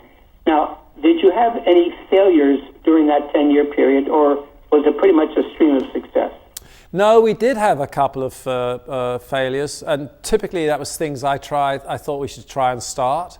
One of the things we felt would be important to do was government contracts are huge in the technology space. I mean, the top, I can't remember, I think it was the top 7 contracts that we were looking at maybe the top 5 contracts we were looking at one point in time, in aggregate, were $50 billion. So the awarding of contracts tends to affect stock prices. So one of the ideas we had was, we'll develop a forecasting system that will, because we knew the industry, we knew the competitors, we knew the programs, we knew the agencies, we knew, you just kind of knew what was going to win and what wasn't. You knew the political things. I mean, this is all this data information knowledge kind of structure that we had. So we knew. And so our thought was, well, look, we can actually predict with reasonable accuracy, maybe 60-40, 70-30, who's going to win contracts. And the size of these contracts actually affects stock prices. So we thought, well, we'll start this business and we'll site it in New York and we'll go through the analysis, we'll develop our predictions and things like that, and then we'll sell it to the financial industry. Anyway, it didn't work out because we didn't know who to sell it to, we didn't know how to sell it, but the predictions is kind of interesting. We did a little investing on the side in the companies that I did. I deliberately kept the unit separate because we didn't want to get any conflicts going on. And anyway, I think it would have been a very successful business, but again, it failed. So we've had another one that failed. We thought of maybe taking the same model and moving it into. Well, it didn't fail. It actually grew, but it took a long time to be successful. Is to take the model that we use in the federal government and shift it into state and local. And that took a lot of time to get that done. So it didn't fail, but it just took much longer than we'd planned. The basic business concept that you had left over and started with in 2000 is what really grew. You had a completely different kind of company now, and you were a completely different position than you had been for the previous 25 years. Correct. Okay, let's go. Now, what happens? You decide to sell the company. Why? I turned 70. At $10 million in the bank, you're making a ton of money each year. You're not working as hard as you used to. You're living in the Cayman Islands. You don't have to fly all over the world. Now, why the hell do you sell it? Well, my wife had been on at me to sell it for quite a while. She said she wanted me. She said, "I hear you saying the same things you said 20 years ago. So I want you anyway." And but I was in. I went to China in 2009. I'd gone on a trip to China, and then I'd come back through Japan, and I'd gone to see a bunch of my old clients. Hitachi, Fujitsu, NEC. Nomura, people like that I'd worked for, in the 1980s, 1990s, and some of the people that I'd worked for were now in really senior positions because typically what happened, software and services got to be more important in Japan just as anywhere else. And anyway, while I was there, I read this article that said, when you turn 70, on average, you're going to live for 14 more years. And I thought, do I want to go on doing this for 14 more years? And I thought, no. And then I thought, well, the other thing is we'd never had a lot of money to do some of the things I wanted to do. I'd learned how to fly a plane. I like sailing, I like racing sailboats, but I'd never been able to afford, a big sailboat. My wife had really never had any real security. My children didn't. And I thought, well, maybe this is time. So I came back through San Francisco. I went to see Goldman Sachs and some other people that had been, because during the 2000s, we'd get a call every week and every month, somebody saying, can we acquire you? Can we invest in you? And this kind of stuff. So the people in San Francisco I went to see, and I said, I'm thinking of maybe selling the company or selling a big part of the company and kind of retiring. And they were all, because you remember 2008, it was a disaster. 2009, there was virtually no acquisitions done. But at the end of 2009, people had cash, and they were sort of the feeling we could do acquisitions was beginning to come up. And anyway, so I came back and saw my board, and I said, "What do you think?" They said, "Yeah, I think this could be a really good time. It's just you got a property, you can present it. It's the start of an acquisition surge. People are going to be hungry to do deals. We should look at it." So I went out and we talked to a number of bankers. We We eventually had 15 bankers compete for our business, which was pretty amazing. Everybody from the big ones to the small ones. And in the information business primarily. We selected a company called Archpoint out of San Francisco. And we again, very analytical. We took all 15, we measured them, and everything I did had measurements in it. We measured them, put them down, rated them, took the top 5, had them make a presentation, to us, selected the top 3, brought them all to make a much deeper presentation to the board, and unanimously, we all selected this company out of San Francisco called Archpoint. Little did we know it had only been in business 6 months, but one of the guys did the acquisitions for Microsoft for 17 years for Balmer and Gates. The other one had been head of acquisitions for JP Morgan, I think. Really great. Rob Louv was his name. Just a great team. And the thing that won us over is, acquisition bankers, typically they produce a big fat book. And Rob said, we don't do that. The guy at Microsoft said, look, every day in my office there'd be a stack of books, 6 feet high. And he said, frankly, I never read them. But if I saw one sheet of paper or 2 sheets of paper or something, and it looked interesting, I'd call the banker up and say, tell me about it. So their way of approach to the acquisition process was totally different from the traditional ones. They would put out a teaser. If somebody was interested, they would call them up, they'd make a mini presentation, then they'd have me talk to them. We really loved that approach. It just resonated well with us. And Jed Laird, who was on our board, was an investment banker. We didn't give the business to his company because he said, look, Jed, you're our inside guy. You can tell us what the banker's doing right and wrong and work out. It worked out absolutely beautifully. And initially my idea was I'd sell 80% of the company to a financial institution, keep 20% and stay involved in it. Tom Hewitt told me, he said, no, sell the whole thing. Several other people said, no, sell the whole thing, get out of it. But I did go down that path, and we ended up, the last 2 companies in the bidding process were a software company that that was our client actually, and we had hired people from them, they'd hired people from us, we knew them very well, they were a mile away from us in Washington. We were kind of like, we had all the same kind of clients because they sold software to help companies do business with the government.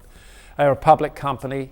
And the other company was a really good company here in San Francisco that had a fantastic team, which eventually ended up buying the company that bought us, kind of sort of one of those little stories. Anyway, and they made us a very good offer. Frankly, they said, look, Pete, we don't want you. We also, the guy I had hired as president, they didn't want him either. And they were, because they had a plan. Their plan was essentially to buy us and then buy Federal Sources, our number 1 competitor, and then merge the 2 together. And keeping somebody from input really to do the deal would not have been a good thing because we respected Federal Sources a lot, although they were smaller. They had some good things going for them, but they apparently really hated us. So it's an emotional thing, and if we had been the company to acquire them, they would have probably all split off and gone their own direction. But as opposed to the fact, what Deltek was able to do was hire somebody, Catherine Morales, who came out of LexisNexis, to run input and also to buy Federal Sources, put the 2 things together with another company called GovWin. So it all works out to be, it was a cash deal. And I, literally was October the 1st, 2010, I was out. Let me ask a couple questions, and don't answer if you don't wish, obviously. What was your revenue the last year that you were in business in 2010? It was about 25 million. I think it may have, I think it may have been close. The year before, it was 2009, it was 25. The plan for 2010 was 30 million, and I believe they came very close to it. And number two, do you remember what your profit margins were? I think the profit was, because what happened is, I think the profit in 2010, 2011 was very much better than we had planned, because they cut some things out. You know, they could get rid of personnel departments and stuff like that, because they had all that embedded. So yeah, it was very profitable, and the company has since grown very significantly. One of the major benefits, by the way, of the acquisition was, so I'm told, is it reduced their insurance costs immensely, because our average age was like 26 or 27. Their average age was like 50. So, you know, bringing us in reduced their benefits costs fantastically well. It was a win-win situation. The customers won because they got better service when the two companies, Federal Sources and Input, were put together. The people won because they were essentially not, didn't have that head-on-head competition all the time. You could really do some innovative things. Your prices went up, and Deltek won because they got the revenues, and and I won because I got out with a nice chunk of change. Let me ask you three specific questions. One, the last year that was a full year of yours was 2009. Is that correct? Correct. And it was about 25 million in revenue that year. Correct. Is that what you said? Yes. And so my question is, what kind of margins did you have? Was there $10 million in profit that year? And what kind of numbers were you dealing with? No, I think we were about $1 million something in profit that year.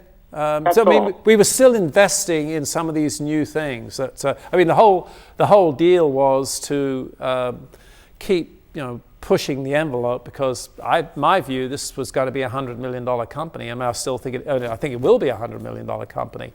I was puzzled about. You said you had $10 million in the bank. Oh yeah, because that was cash. I mean, each year it was just accumulated. It had to come from profit somewhere. Yeah, and well, it was profit and also advance payments. So you had some subscription obligations you had to fulfill. Yes.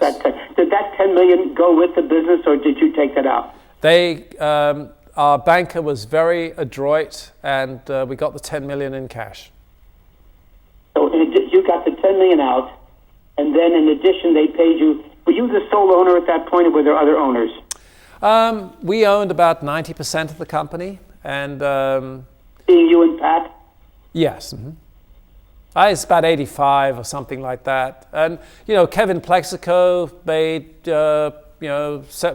millions of dollars. Our president made their numbers were in the millions. I shouldn't, since I mentioned names, I should be careful about the numbers. I don't know if you want to say that on the thing, but fundamentally, then you got a very nice multiplier times your annual revenue. Yeah, 2.5. We got $50 million of cash for the company, plus was it 50 or 60? I think it was 60. 60 million of cash and 70 million, and the 10 million that we got in the bank. So it was essentially a $70 million deal. That sounds good. You got about 3 times the revenue, which is a very nice ratio. 1.5 to 2 is considered strong. Yeah. You did very well in that, Peter. Well, we were in a good space, because here's a business that's growing. It's profitable. It's got cash in the bank. It's a web-based business. I can understand, but my point is that was a great. You did a good deal then too. You were a little early on the cycle, but you still did very, very well. Okay. Yes. Oh, yes. I was now too. What's going on the last couple of years? What are you doing? Well, basically, almost the first thing I did was get into sailboat racing. I mean, I've always raced sailboats, but small ones. But I've never done any of the big regattas. And a friend of mine, I said to this friend of mine in Cayman, I said, who's actually a very well-known sailor, I said, hey, David, I'd like to do the big boat series and Saint-Tropez and things like that. He said, talk to this friend of mine, Tony Ray. Tony Ray is a guy who's done 3 America's Cups, son of an American ambassador, just a wonderful man. Anyway, he got me into racing a boat called a TP52, which is a 52-foot skiff. This boat is 14 feet wide. It was tiller, so you've got to go from, if you don't think about sailing. When you're 70 years old, going from side to side at 25 knots on a 52-foot boat is pretty mind. Anyway, we started this campaign in beginning of 2011. I ran it. I told him at the beginning I'd do it for 2 years. So I want to do the U.S. races. I want to do the European races. I want to have a competitive team, one that has fun. And it was fantastic because our TP52 had been built by Larry Ellison, and he built it as a training for his monohulls. And then, of course, he went to catamarans, so he sold the boat to a Russian. The Russian was the biggest liquor distributor in Russia. So he distributed vodka, and anyway, he got entranced by it, and so he decided to build a new boat, and he sold this boat that I bought. And it was my most important contribution to the campaign. I was a helmsman, so I steered the thing. So that wasn't necessarily, that was important. But I put a stereo and speakers on the boat. And when I said, look, I want stereo and speakers on the boat, they said, no, none of the other boats have it. You can't do it. I said, why not? They said, it weighs too much. I said, look, shit, this is a 27,000 pound boat. I'm going to put in something that weighs a pound. It weighs 2 pounds. It'll weigh. Anyway, the guy, Dusty, who ran the boat, he went into Best Buy with some scales, and he made them open every stereo package they had and chose the lighter one. But it turned out to be good. We called the boat Power Play because we wanted to be competitive, but we wanted to have fun. And we ended up winning, we won the Rolex in St. Thomas, we won Cowes Week, we won the Saint-Tropez Regatta in our classes. We got to be a very competitive boat. The crew is professional. I had a couple of amateurs on it, but they're all professional. And just a great bunch of guys. Most of them have done America's Cup racing. What does it cost? What does it cost a year? Sorry? What does it cost you a year to do this? The whole campaign cost me $5 million. Okay. Wow.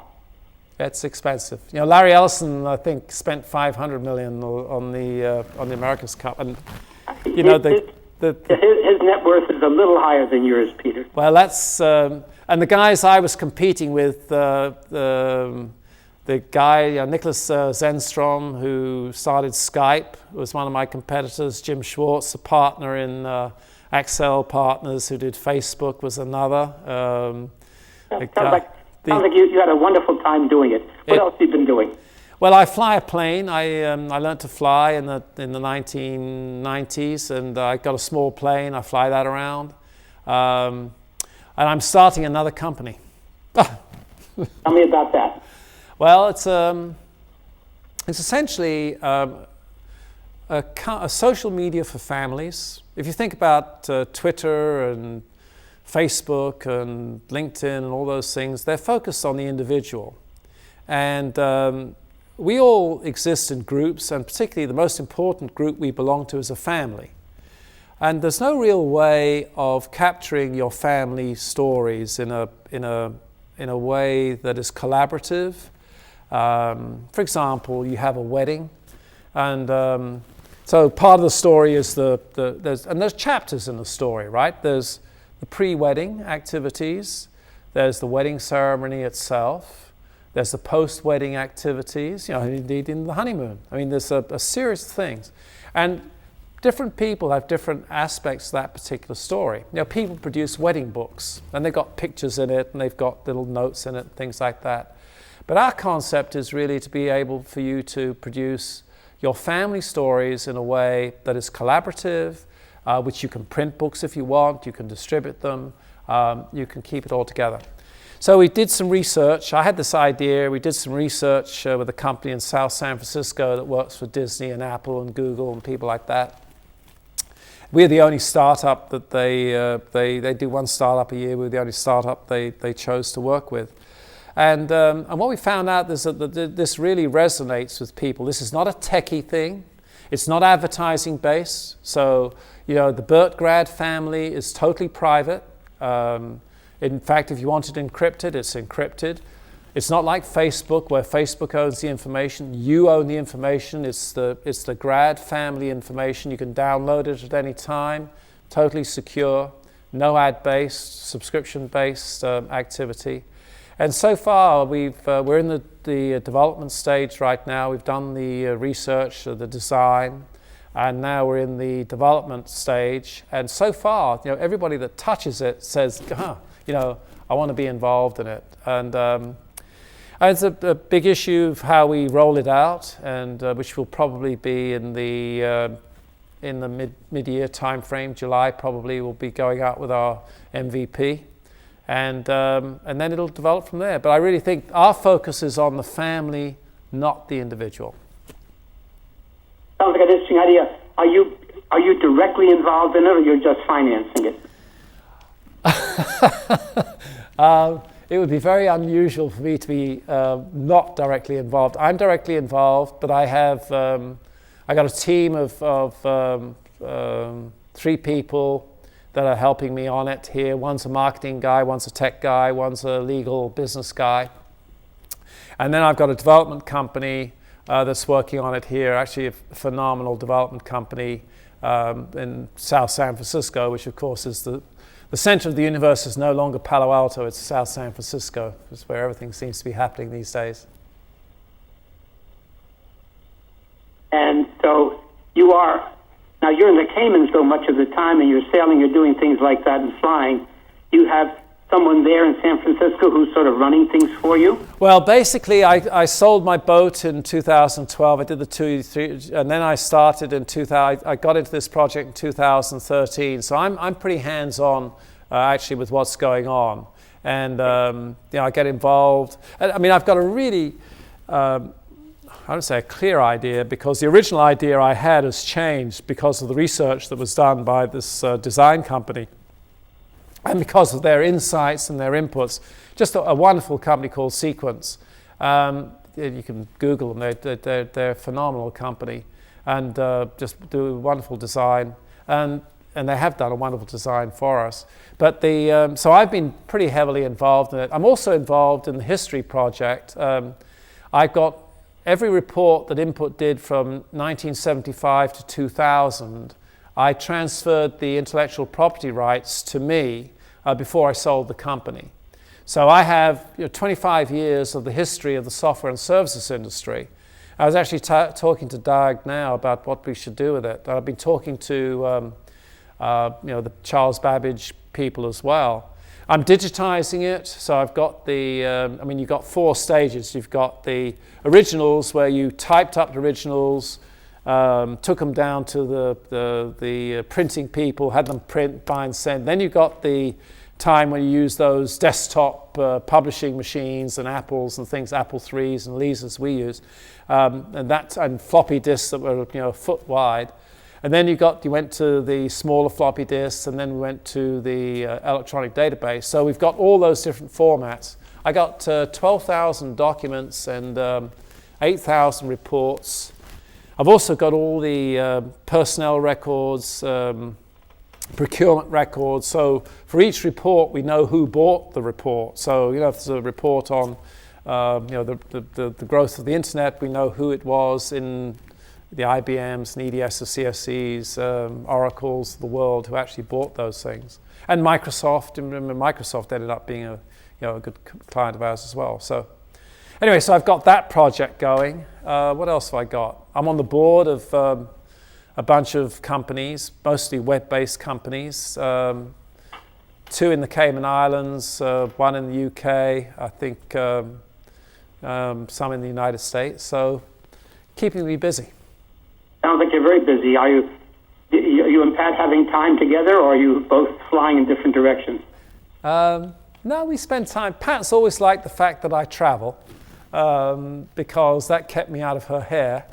And she likes to read at night, and I like to turn the lights out. So we have minor differences in our work habits. But no, it's actually, I think Pat's greatly relieved because she has some security in her life. Our children have some security. We have grandchildren now. And Cayman Islands is sort of, I don't know if we'll ever live there. We might move back to the States, or we might go, I don't know where we'll end up. Maybe somewhere new. We've lived in Cayman for 17 years now, so I think it's getting time for a change. Peter, it sounds like you've had a very exciting life, and it sounds like these last few years really got a payoff for all the time, energy, and so forth that you put into it for all those 30, 40 years that you worked in the industry. Yeah, but I still, in a way, regret that we couldn't have done more in the industry. You know, the fact that we, I think some of the ideas that we had were good ones. I think we could have been. I think you put your finger on the spot several times in this interview about decisions, bad decisions that I made, or lack of decisions in many respects. You know, lack of decision can often be a very bad decision in itself. So in retrospect, I think we could have done. What I feel we did was we helped companies go through that phenomenal explosion of growth and establish some credibility for them, and helped individuals in that process. So I don't regret it at all. I think we contributed, and I think certainly the last part was a very, very satisfying conclusion to my career there. And hopefully that was interesting, because that last 10 years financially turned things around dramatically for you. Yeah, absolutely. And it's a very nice cap to a very wonderful career. Peter, I've thoroughly enjoyed the chance to talk with you, and I really think it's very important that you get all this stuff, that the information, the history of the industry, the numbers, the statistics, you have them, and to make sure they're in a good place, whether it's Computer History Museum or Charles Babbage Institute, so that they're accessible and available to other people, will be of invaluable help to historians and analysts for the next 50 years. And I think that's a great thing that you're doing. So I encourage you, if we can help in any way in that process or assist in it, please let Luann and me know, because this is something we really want to do and want to help people do. Anyway. Yeah, thank you very much for that. And it's absolutely, it's a very, very important activity for me. We've had a few false starts in this because of various things that have happened, but I'm really committed now. I've got Randy Harron, Randy Paul, my first employee, is now helping me. I have the lady that was secretary for me for 20 years, lovely, lovely lady here. She's helping me.